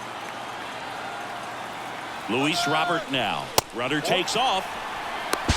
Throw, and they got him. Two unsuccessful stolen bases. Base is empty, one away. Here's Tyler O'Neill. Tyler O'Neill. And that bunted towards first. Vargas. Well, Singy, that was really nice looking. Able to get it down and in a good new inning getting started. And now the first baseman, Miguel Vargas.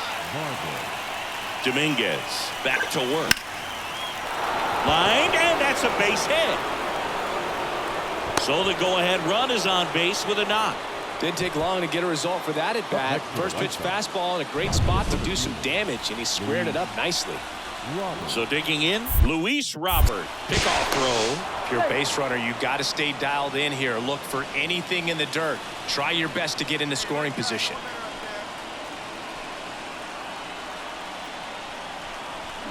That one ripped, but foul. With the go-ahead run at first, we're here in Game 6 of the American League Championship Series. Ripped towards third. To second, there's one. Onto O'Hearn. Two. The 5-4-3 double play is a gem in baseball, and how can you not? Well, you take a tie ball game into the ninth on the road, you know that you've got some work to do. You've got to score, but then you've also got to get 3 outs in the bottom half of that inning. They did just.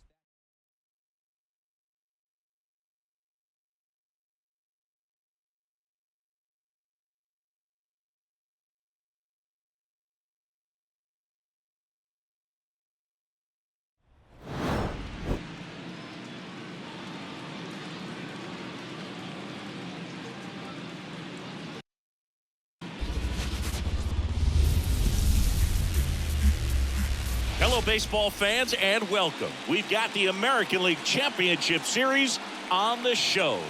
It's the Chicago White Sox taking on the Baltimore Orioles.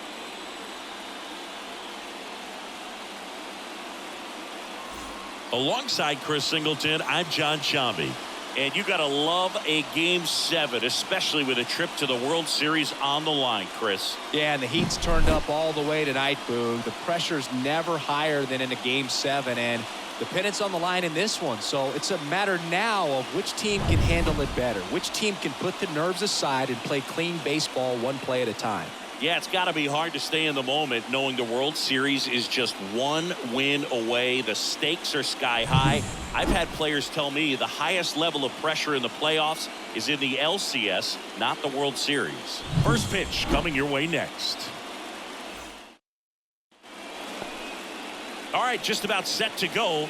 And getting the start for Baltimore, Dean Kremer. What do you look for here? A very forgettable start his last time out. Was only able to work a couple of innings. We're looking for him to put it all together today. Command, tempo, and just really a confident presence out there on the mound. Whips it to Mountcastle. And a quick out, number 1. So 1 out with 2 aboard. Colton Cowser, the next to hit for the Orioles. The pitch. Right back to the mound. Could be an easy 2. 1 at second. Over to first. That's 2. Nicely done. 1-6-3. And that will end the inning. End of 1. And we're still scoreless. And here's the first baseman, Miguel Vargas. He's 0 for 1. Vargas. That one ripped. And it's a one-hopper off the wall. Should be extra bases. Rounds third, headed for the plate. Can't glove it cleanly. Well done. Drives in the run. Just a solid swing right there. Caught it out front and ripped it into the outfield for the base hit. Those always feel great. And now it's Luis Robert. A little out front there as he swings through it. Hitter's got some good opposite field power. What I like about something being hit to the right side into the outfield is that the base runner at second has a very good read and can determine whether or not he can score on that base hit. Runner in scoring position, nobody out. You're in game 7 of the ALCS. Next offering is in for a strike.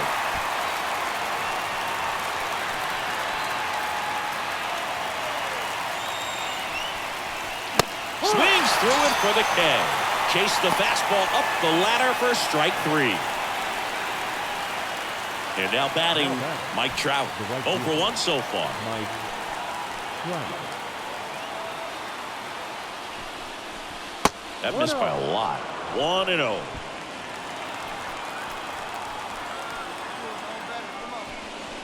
Got it started a little too early. Strike 1.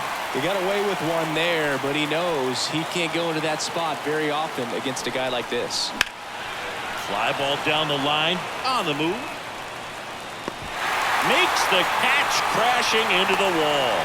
Runner tags at second. Outstanding catch right there, and I love the commitment that he showed. He knew that the wall was close, but was determined to make that catch, and a nice calculation of just how much room he had to try to minimize that contact. Devers stands in now and watches strike 1.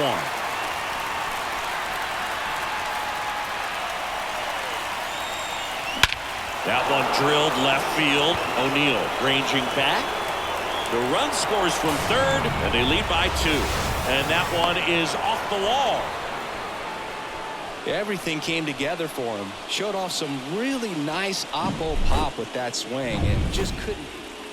And now the center fielder, Cedric Mullins. Center fielder. One down, base is empty.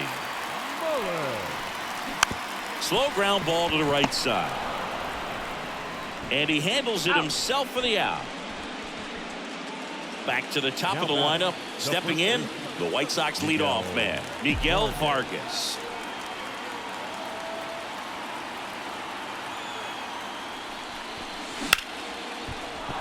That's a hit.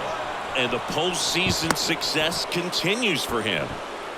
First pitch swinging, went up there with a plan to be aggressive. Nice line drive to the pull side, met it out front, but just stayed through it nice enough and ripped it into the outfield. Now the base is loaded. Big opportunity for them to break this game open. Manager out of the dugout now, and it looks like we'll see a change on the mound. Dean Kremer gives way, and as he heads off, we'll step aside for a minute. Back with the new pitcher after this break.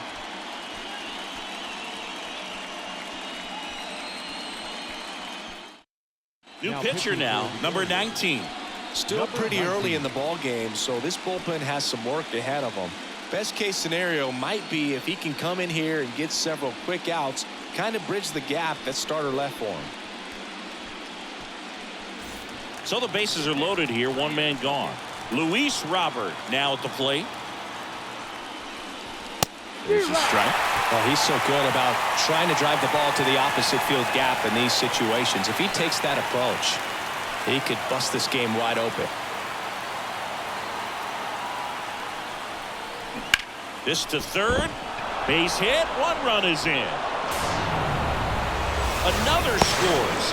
2 runs in on the play. To third. Tag. Got him. He comes up firing, and there was an anticipation and kind of an excitement when the ball went in his direction that he was going to have an opportunity to throw somebody out. And that's the attitude that aggressive and good outfielders have. So up next for Chicago, Miguel Vargas. Miguel Vargas.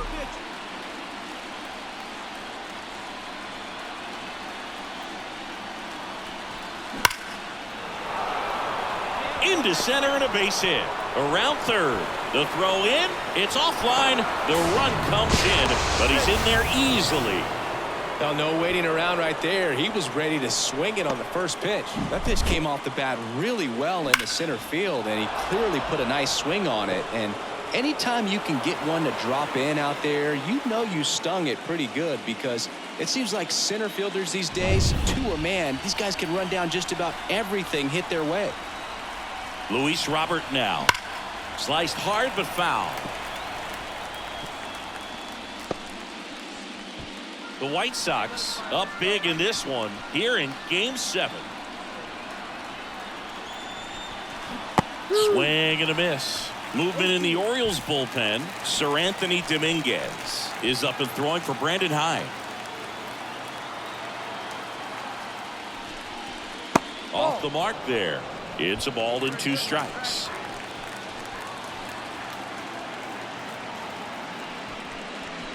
And another ball.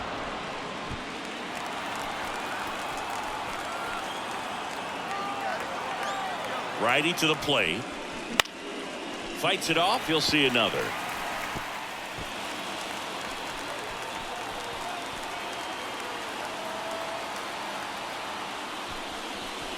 That misses the zone, and it's 3-2. He should get a pretty good pitch to hit here with 3-hole hitter coming up if he's walked.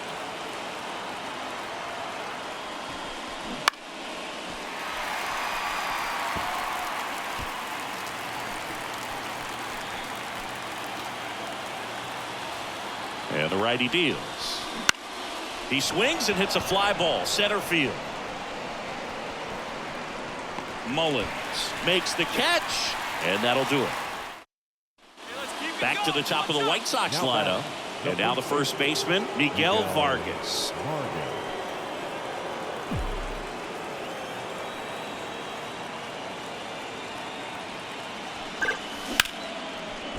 That's a laser base hit. O'Neill whips it back in, and it's now first and second to start the inning. Clearly seeing the ball very well in this one. Challenged him with the fastball right in the heart of the zone, and he was clearly ready to jump all over it.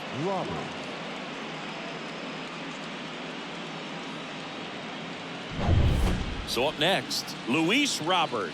Outfield playing very deep, not wanting anything over their heads. All right, this is you. Let's go. Fastball for a strike. 0-1. Action in the pen down there. Sir Anthony Dominguez is up and throwing for Brandon Hyde. Late on that fastball. Tie a guy up like that, you're feeling like you are in command.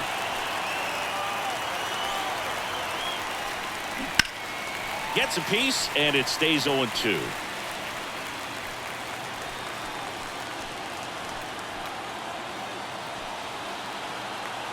And the pitch. Foul ball. It stays 0-2. First and second, no outs here in the late stages of Game 7. Fights that one away, and the count remains 0-2.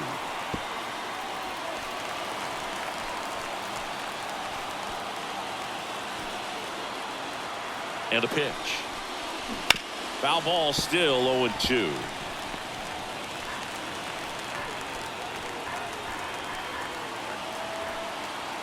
Right-handed reliever.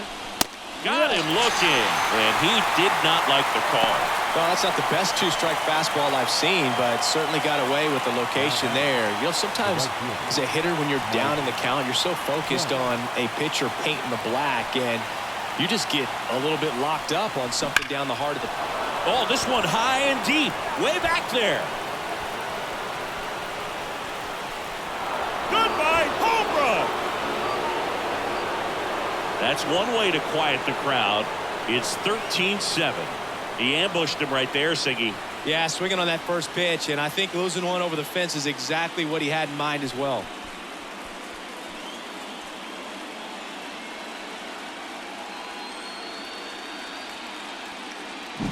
When you're working with this kind of velocity, so critical that you move the ball around, work quickly, and make sure that you keep that hitter off balance.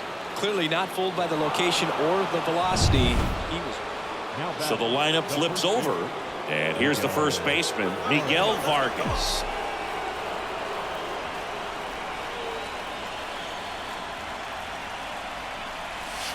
There's a swing and a miss.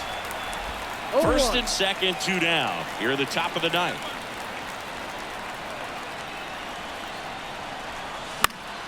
On its way to the corner. And that's a foul ball.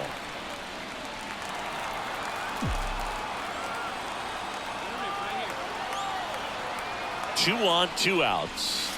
Ball.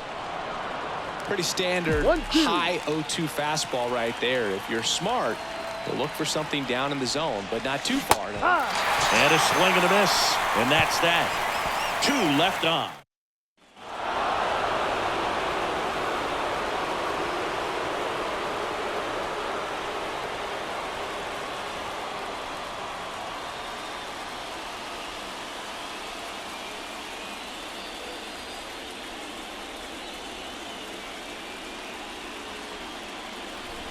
Congratulations to the American League champions. These players have worked hard all season long, and their hard work has paid off. Now, off to the World Series. This team can't wait to get it started.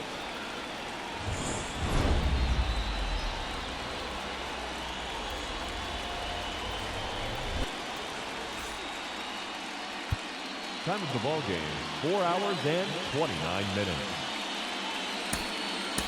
Tonight.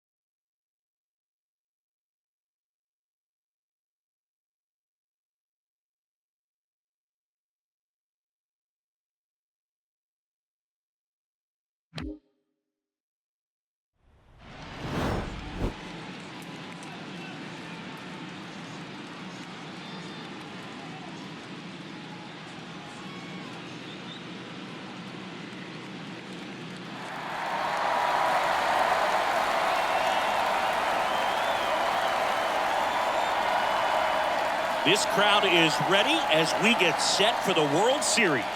Game 1 is next.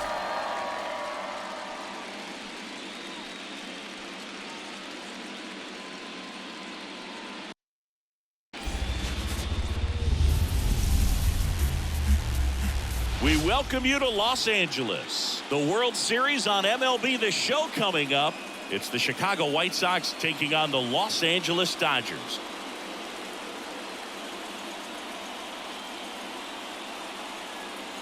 John Shambi on the play-by-play with you.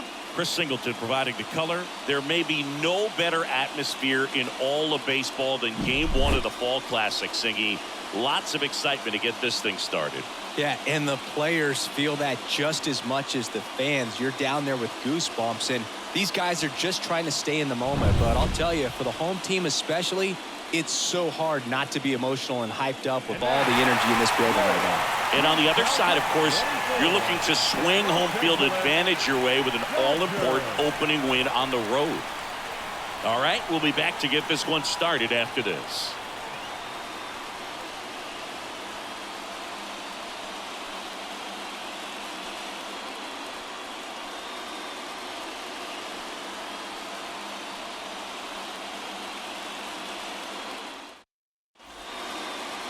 So just about set now.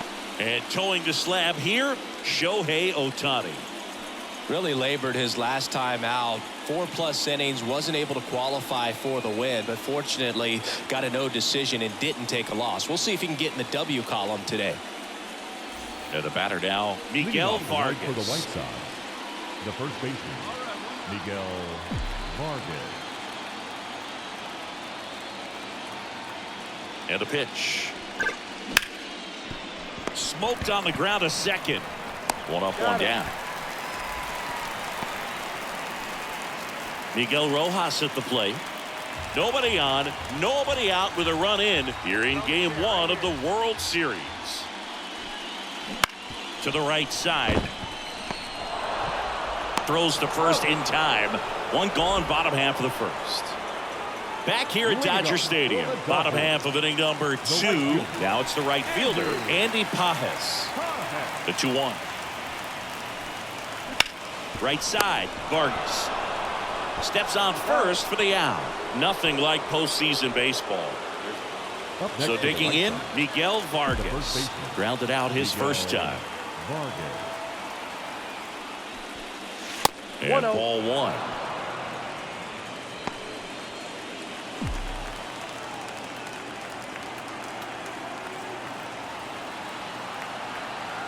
One down, base is empty.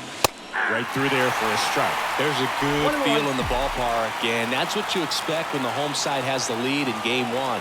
This energy is going to keep building with every out.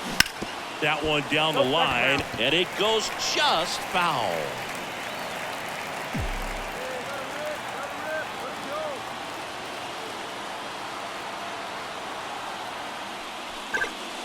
And another ball.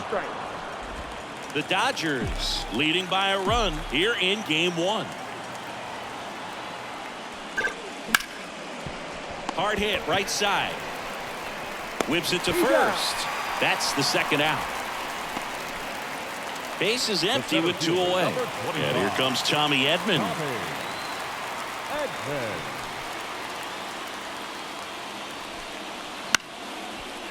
Base knock right field. And that extends the inning. Anything but pretty right there, but he'll take it every time. That line drive isn't going to light up StatCast or anything like that, but it gets the job done. And he just kind of caught it on a weird spot of the bat, but he didn't get cheated with the swing, that's for sure. Oh, look at the stop. Takes it himself, and he got him. Nicely done at first for the out. For L.A. Back to the top of the lineup, and now the first baseman, Miguel Vargas.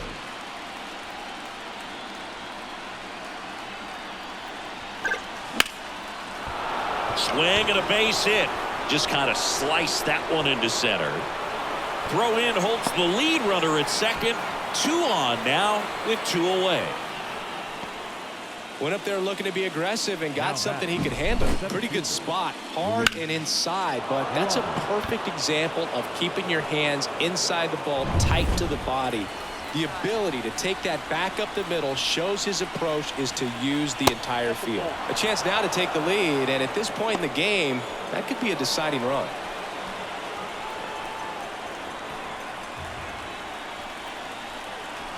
Next offering is in for a strike.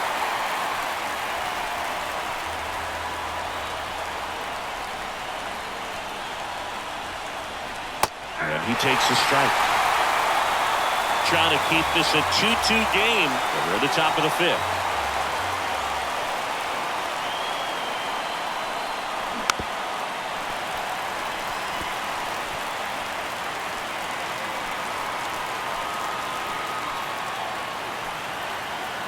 And a 1-2.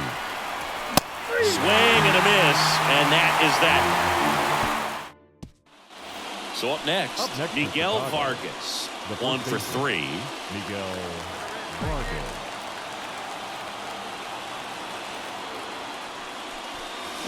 And there's the strike. Trinan, a former All-Star. He features a sinker, a slider, a cutter, and he works in a 4-seamer. Next offering in there for a strike. And that is strike 2.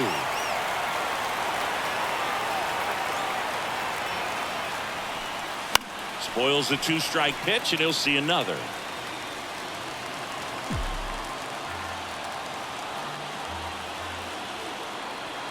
Kicks and fires. Swing and a miss. Struck him out. 2 away. You know, Boog, you often... So the batting order turns over. And here's the first baseman, Miguel Vargas. Golden opportunity right here. First pitch misses. Well, all eyes on the double play ball in this spot. No better way to get out of this inning.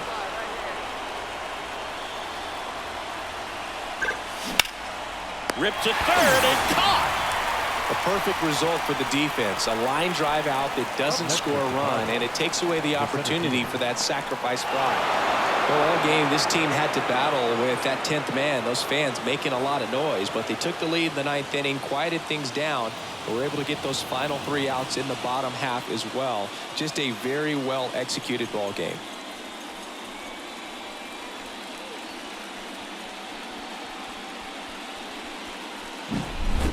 So, Chris, here's a look at the final numbers from what turned out to be a really close ball game. Yeah, this is one of those games that clearly could have gone either way, and that's kind of exactly what you expect out of postseason baseball. So competitive.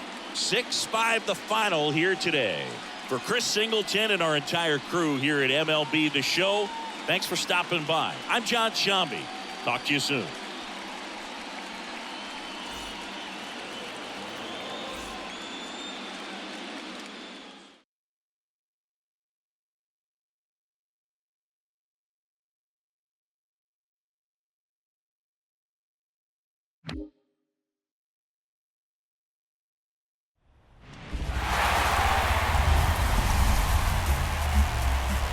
From Vince Scully Avenue, welcome to Dodger Stadium. The World Series on MLB The Show coming up. It's the Chicago White Sox taking on the Los Angeles Dodgers. All right, ready to go here. Digging in, Miguel Vargas. Leading off the night for the White Sox, the first baseman, Miguel And a Vargas. pitch. Late on that fastball. 0-1's the count.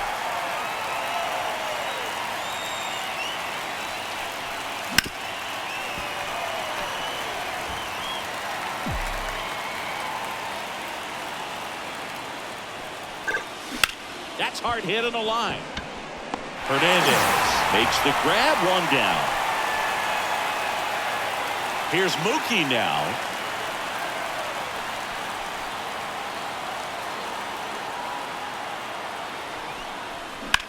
Sharp grounder, that's through for a base hit. Coming home, here's the throw to the plate. It's off the mark and he scores. And they take a 2-run lead. Miguel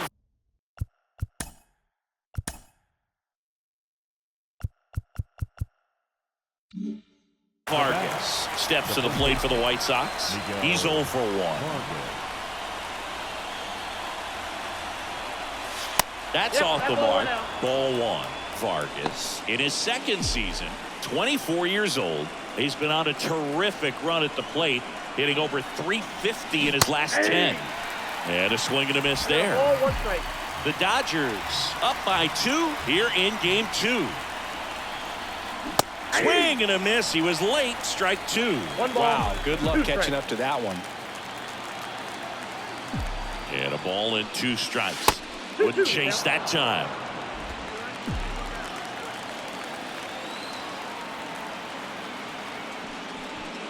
Got him looking. That's a strikeout. 1, 2, 3. Go to set for the bottom of the 3rd. Now it's the DH, Shohei Ohtani. And he grounds 1 to the right side. Vargas steps on the bag. 1 up, 1 down. Now batting. And now the first Up next for baseman, the White Miguel Vargas. The first baseman, Miguel Come on, right here, one time, Vargas. one time. Swing, and that ball smashed on a line. Edman makes a nice running catch.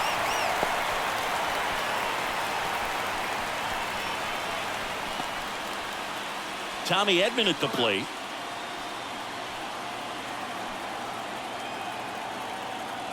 The 1-2. Popped up right side, under it. But the first baseman gets there instead. And there's 1 down. So the lineup flips over. Now it's the Dodger leadoff hitter, Freddie Freeman.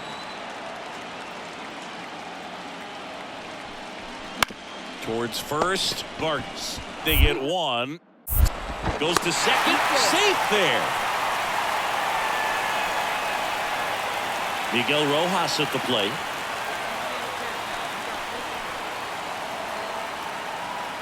Kicks and deals. Popped up. Gets under it. And that will end the inning. Back to the top of the White Sox lineup. And up next for Chicago, Miguel Vargas.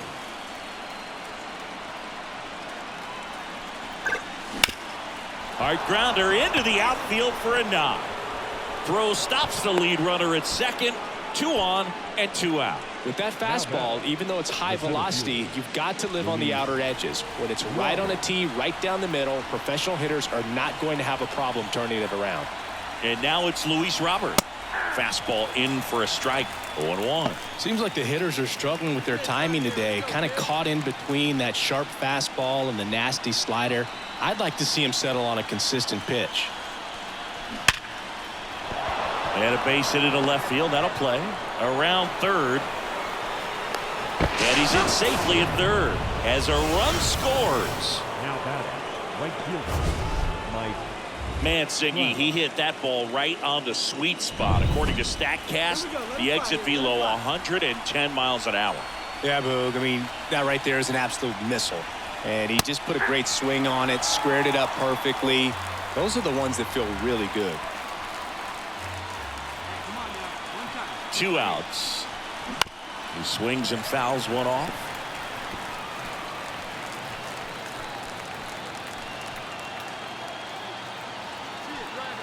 The pitch. Fouls it back with 2 strikes.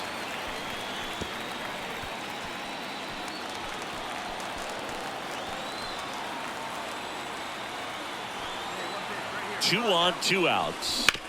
Hit hard. That gets through.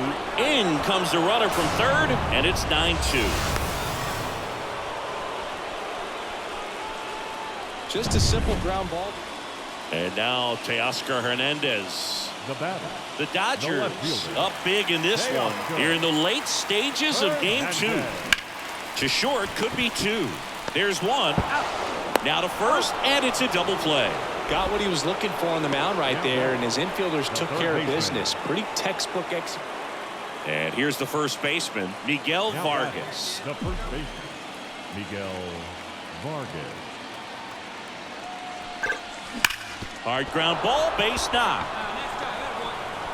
They get it in quickly. So first and second, now 1 out.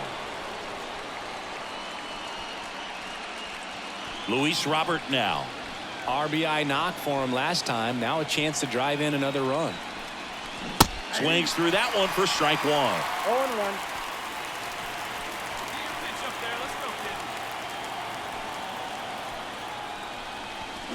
Swings through that. When you throw a fastball by a guy like that, I imagine it's got to feel incredible. Look for him to throw it again at some point.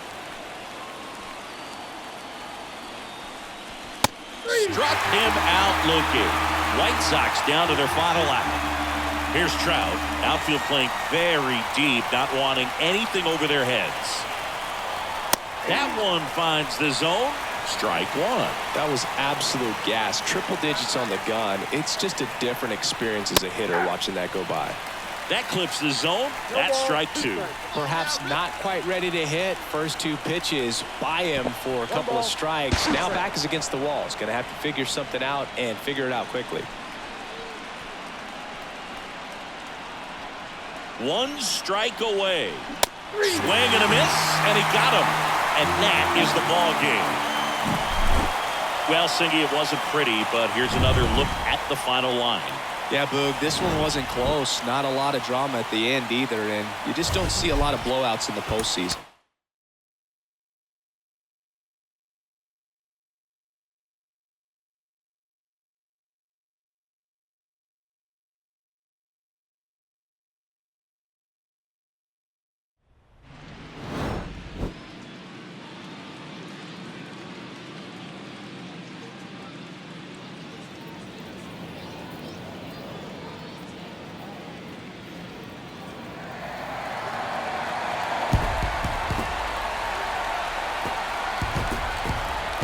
Nothing better than pregame festivities for the World Series. Game 3 is coming up next.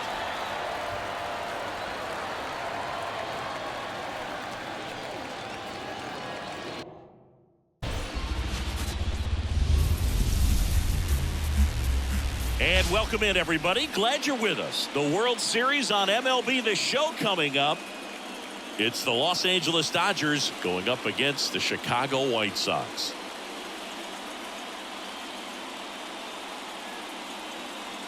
Along with my partner, Chris Singleton, I'm John Shambi. A lot going on in this series as we get ready for Game 3, Singy. Well, when a team starts a series on the road and comes away with a split in the first 2 games, they've essentially taken over home field advantage. So the last thing these guys want to do now is give it right back by dropping this one. And these fans know that just as much as the players. And the atmosphere here is electric. And this figures to be about as intense as postseason baseball gets. All right, we'll be back to get this one started after this.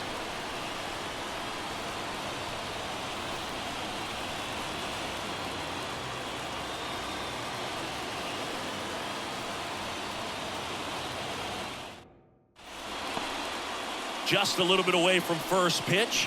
And on the hill, the lefty, Cole Irvin. Well, there are going to be a lot of balls in play because of the ground ball rate. Important that the defense stays engaged in the game. I think it's critical. Tempo is there. If you work quickly, it helps the fielders behind you to stay engaged, to make those plays, and help you get through the innings. Base hit. So a man aboard now with one away. Showed a willingness to drive that pitch the opposite way. And now the first baseman, Miguel Vargas. For the White Sox, the first baseman. Well, early in this ball game, down by 4 runs, you've got to try to get a run back and just look at taking at least 1 an inning. Before you know it, you'll be tied up. No ball. 1 strike. The line to kick the pitch. And it finds its way through for a hit. So a runner aboard to start the inning. Love how he let that ball travel, trusted his hands. Nice job of going the other way. And now the rookie second baseman. Pitch misses, and it's 1-0. I'm so glad Yamamoto made the move to Major League Baseball. He's one of the most decorated pitchers to come out of... Tag, and he's out at first. Couldn't get back to the bag. Here comes Freddie Freeman up to hit. The first baseman, Freddie Freeman.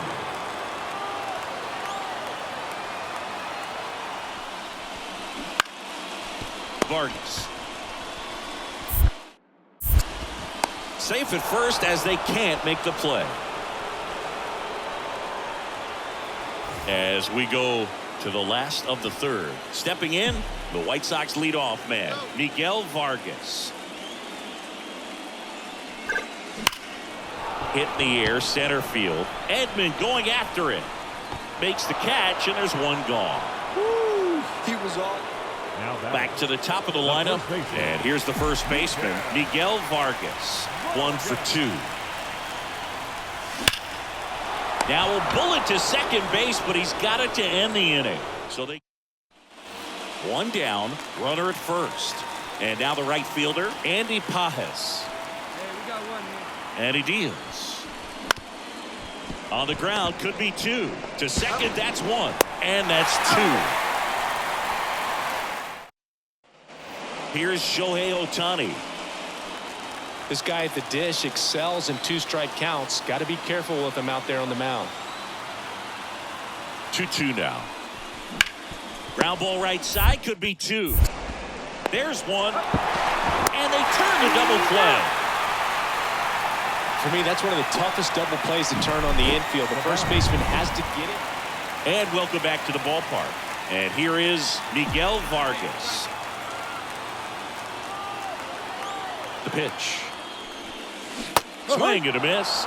That's strike 1. You know, these White Sox, simply put, are producing a lot of quality swings. We've heard lots of loud noise coming from their bats in this one, haven't we? I mean, they've logged 6 hits at 90-plus exit velocity, and that doesn't happen by accident.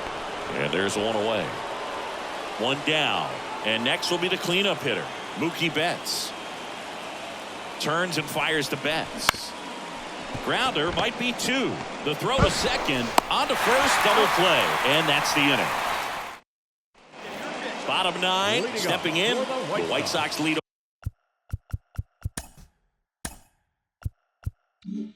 Off man, Miguel Vargas. judge. Here comes a pitch. Gawd in his 5th season, 25 years old, and he was born in Venezuela. Right-hander kicks, deals.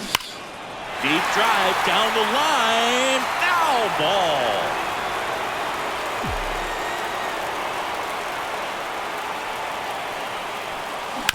Out to short. Betts up with it.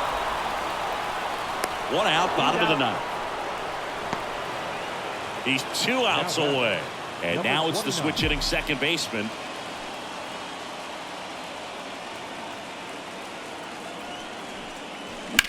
In the air, left field. Sizes this one up. Makes the grab for the 2nd out. White Sox down to their final out. Here's Mike Trout. He's already homered in this game.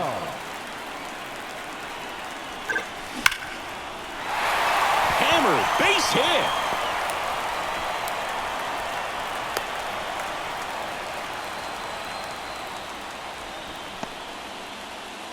Man aboard, and here is Devers, 1 for 3. Devers. Trout on the move. There's a ball. Safe at second with a stolen base. Chris, his wheels were the difference maker on that play. Just got in there. Yeah, with StatCast's help, we see his top speed on this stolen base, and that's a big number. I mean, man, he really made his athleticism work for him on that one. The White Sox down by 4 here in Game 3 of the World Series.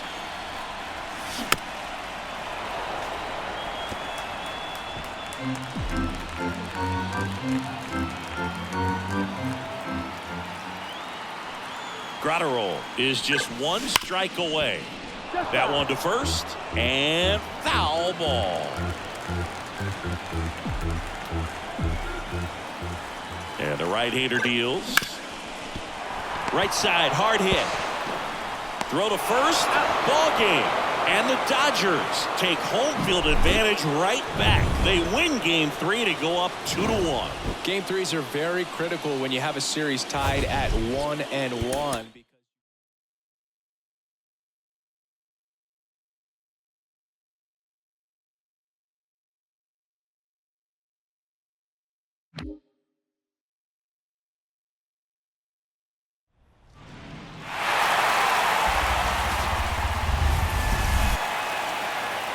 We go to the bottom of the 1st, and now Miguel Vargas. The left fielder. The wind of the pitch. And that one finds its way through. So a man on base to start the inning. Waste no time there. Not much to this one other than just a willingness to go the other way and put the ball in play. That's a team at bat right there. Nice job of staying back and letting the ball get deep. Gene Segura's the plate here. Throw, save!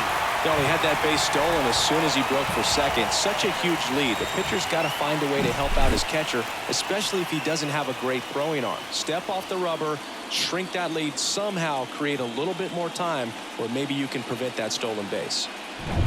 Runner in scoring position, nobody out. Here in Game 4 of the World Series. Swings and misses. And the count is 0-2. They can live up in the zone all game if hitters will chase it. That's just too much velocity. Hitters got to look down in the zone. The punch out there.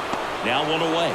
Well, that's a pitch, that slider from an opposite-handed pitcher that you usually see very well, but for some reason he didn't pick it up, and it just kind of got into the strike zone late. Gave up on it a little bit early. Tag at second, and he's out trying to get back. Here's the rookie right fielder, Andy Pajas. Andy Pajas. 2 outs. Swing and a ball lifted left field. Makes the catch, inning over. So the lineup flips over. Now the left fielder, Miguel Vargas. 1 for 1. He led off the bottom of the 1st with a single. Swing and a miss, and that one missed by a ton. Well, he just threw that fastball by him, elevated, and if you're not looking up in that location, very difficult to catch up to, especially with that velocity. Ripped on a line to center. Edman makes the play, and it's out number 3. 3 runs for. Here's Teoscar Hernandez. The left fielder, Teoscar Hernandez. All loaded up, dangerous hitter at the plate. In the air, left field. And Hernandez is out. Runner tags from third. Here comes the throw. There's the tag. They get him. And that's the inning. 2 men left stranded, but they do push across 1. We move on to the bottom of inning number 3. 2 outs. Now Runner on first. And here comes Tommy Edman. The pitch. Swing and a ball lifted in the air, shallow left field, and that'll fall for a base hit. Throw in holds the lead runner at second. 2 on now with 2 away. Miguel Vargas steps to the plate for the White Sox. 1 for 2. That's to third, and there's a hit. Now he turns and heads for second. Now the tag at second, and he's out, trying for 2. Got to love the hustle and the attitude there to try to stretch that single into a double, but unfortunately thrown out at second base. So the batting order turns over. Here's the left fielder, Miguel Vargas.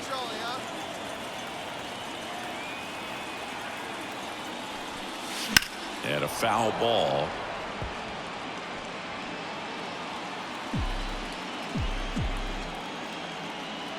The pitch. Out to short. Betts. Throws to first in time. Well, you can tell these players feel great and also relieved to even up the series. There's so much on the line. You've worked so hard to get here. I wouldn't be surprised if we see a Game 7 in this series. And this one ends with a final score of 6-4.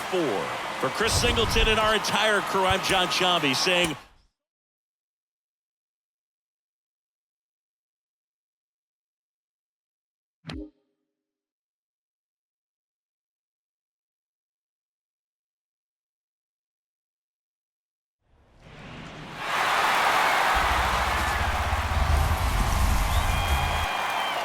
ready to go for the last half of the inning. And now the first baseman, Miguel Vargas. The first baseman, Miguel Vargas. And the pitch. And there's a foul ball.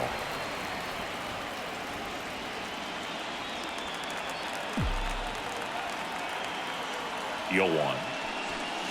And a swing and a miss. Well, you got the hitter already chasing that nasty slider. If you're on the mound, you just want to expand the zone right now. Get a swing and miss and get through this at bat. And the next pitch is way outside.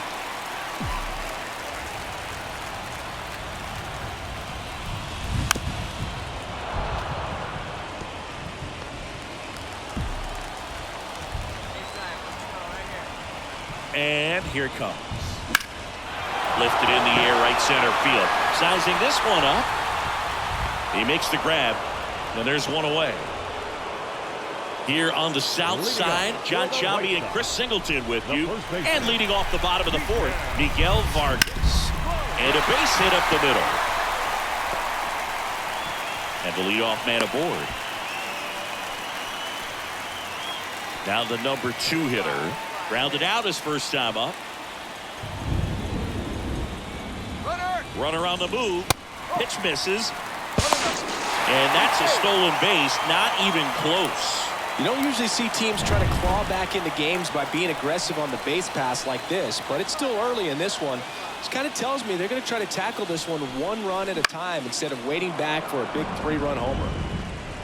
Instead of letting the hitter get his arms extended, tied him up a little bit, slightly up, slightly in. Man at second. On the ground to third. Slings to first. 1 out in the bottom of the fourth. Well, he's doing a nice job of keeping the ball out of the air. Lets the defense work behind him with another ground ball. Good execution. Trout swings through that one as he comes to the plate for the second time today. He's trying for third. There's a ball. Throw to third, and he's out. Well, I can see he had a big lead out there at second base. Up next, Miguel Vargas steps to the plate for the White Sox.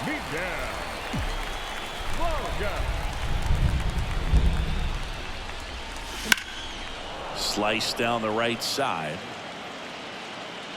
Singy, here's a fun nugget. Through the 2022 season, only 8 players ever had at least 3 career postseason hits, where all of those hits were for extra bases. And you're one of them.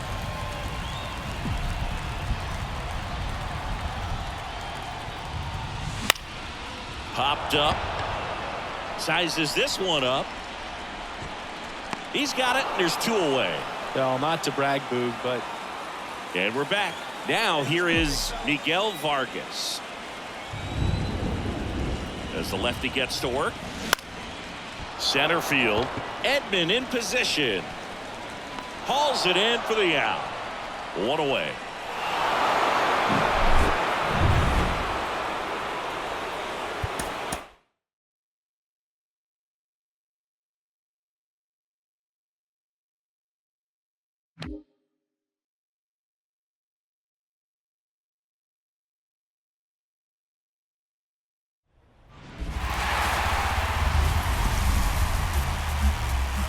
Coming to you live from Southern California. The World Series on MLB The Show coming up. It's the Chicago White Sox taking on the Los Angeles Dodgers. Coming up on the first pitch and on the hill, Shohei Ohtani. A really good outing for him last time. Scattered 2 runs, was attacking hitters, getting ahead in the count. Great performance. We'll see if he can do it again in this one. And that should be extra bases. Fires to second too late. Into second with a double, and that was hard hit. Couldn't have timed it up any better than that. Pretty much a model swing on that one as he ripped it into the opposite field gap, and I'm sure he's going to be watching that one back on video because that's the kind of swing you want to bottle. So many positives that led to that knock. Gene Segura at the plate here. Down the middle for a strike, and it's 0-1.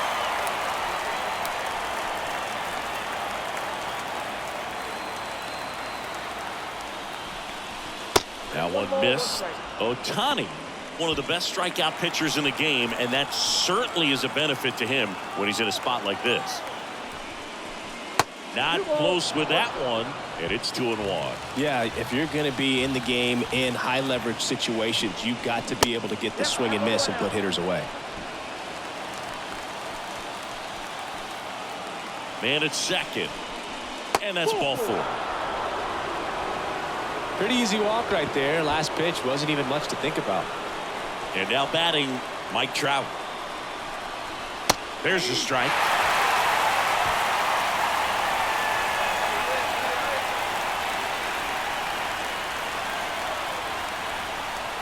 And that's in for a strike. I think he was sitting off speed right there because he just let the fastball go by. Outside low. 1-2 to count. Way to lay off that pitch down. Here's a 1-2. Got him looking. And that is a big first out. 2 on, 1 out. Now it's Devers at the plate. A swing and a miss, and that's strike 1. The last thing he wants is to hit the ball on the ground, but I wouldn't expect many pitches up in the zone. They'll be pitching for a double play in this spot. And a strike to Devers. He's trying to stay away from this lefty, knowing that a lot of left-handers like the ball down and in.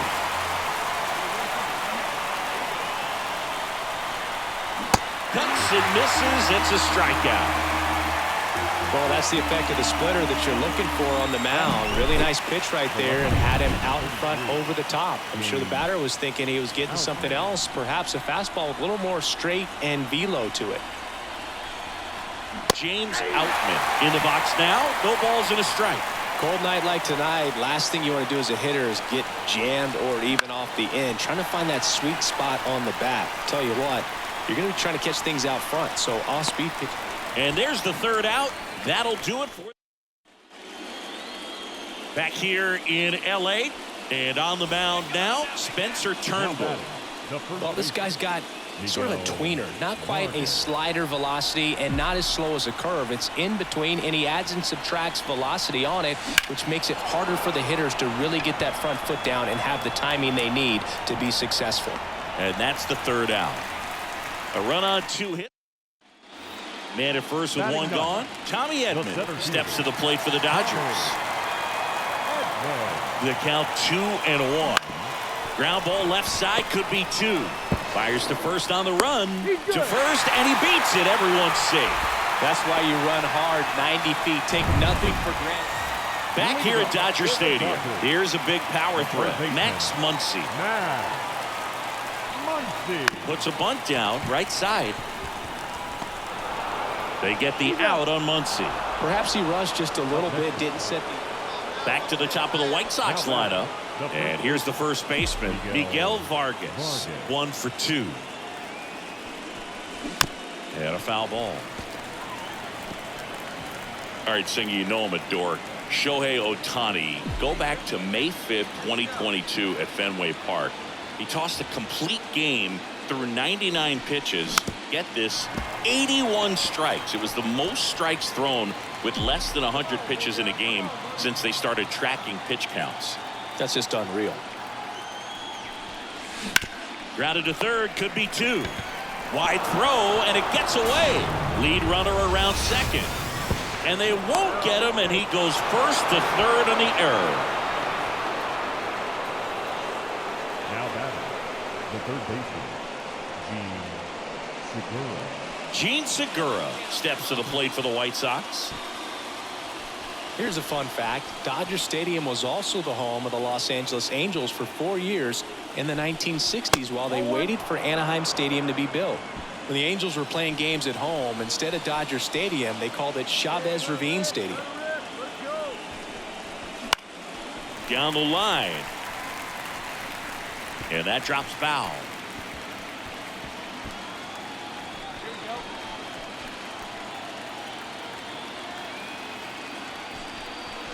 Inside, almost got him. The White Sox down 5, trying to battle back here in Game 6 of the World Series. Fastball for a strike.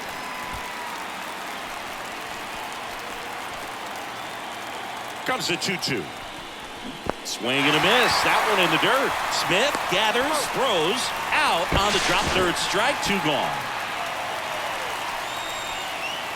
Well, they get a big strikeout there, and that was a nice job behind the plate to complete the out at first while keeping those runners at second and third. That could have turned out way worse for the defense. Trout now in the box, comes up empty with a swing there. Well, that's today's style of baseball right there, right? Big time velo on the bump and big time pop at the plate. Just missed. 2 outs, 2 in scoring position here in Game 6. Next offering in there for a strike. 1 and 2. From a pitcher's perspective, that's a beautiful splitter right there. As a hitter, you don't like it, but he's commanded his fastball, and out of that same tunnel, that splitter comes, and the bottom just falls out of it.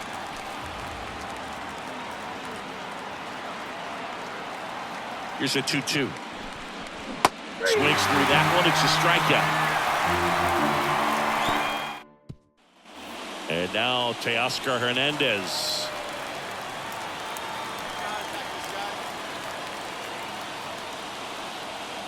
And the 0-1. On the ground right side. 4, 6, 3 double play. And the inning is over. No runs. Back to the top of the lineup. And next to him for the Sox, Miguel Vargas. 1 for 3. Worm burner into the outfield for a knock. Throw stops the lead runner at second. 2 on and 2 out. Well, that started and ended pretty quickly. No messing around right there. Really good swing right there. He got a pitch that he knew he could handle, allowed himself to stay back just a tad bit longer. Be a chance here for them to start clawing back into this ball game. Now it's going to be Gene Segura.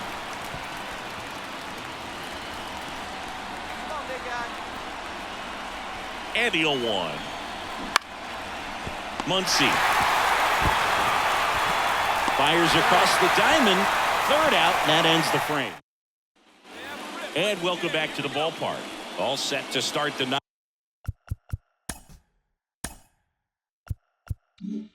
ninth in this one. And now the first baseman, Miguel Vargas. Swing and a miss, strike one. Kopech in his 6th season, 27 years old, a former first-round pick back in 2014. Got the bat going too soon at strike two. Gets a piece, and it stays 0-2.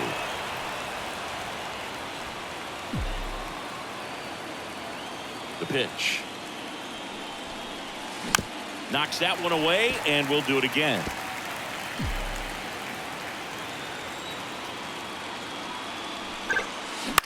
Out to short. Fires over to first. Now one gone in the 9th. Here's the third baseman, Gene Segura. Third baseman, Gene Segura.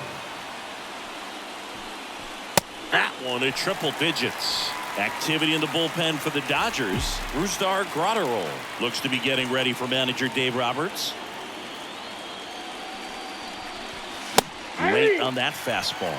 It might be time to choke up a little bit, get that front foot down early, maybe even just spread out. He's really late right now. Line drive, dives. What a play! Hitter's got a broken heart on that one. It had base hit written all over it, maybe extra bases. Great diving catch for the upset. Hit to right, and that should do it. And that's it. They are World Series champions.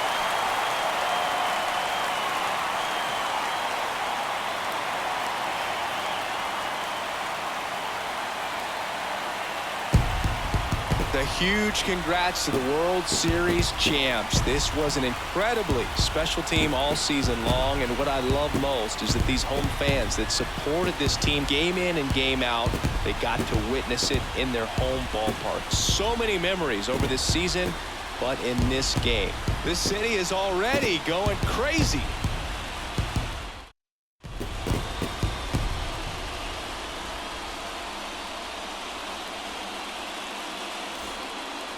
Welcome back on the show as we see some of the final moments and reactions in this World Series clinching game. And now let's go down on the field where they're set to present the Commissioner's Trophy to the World Series champs.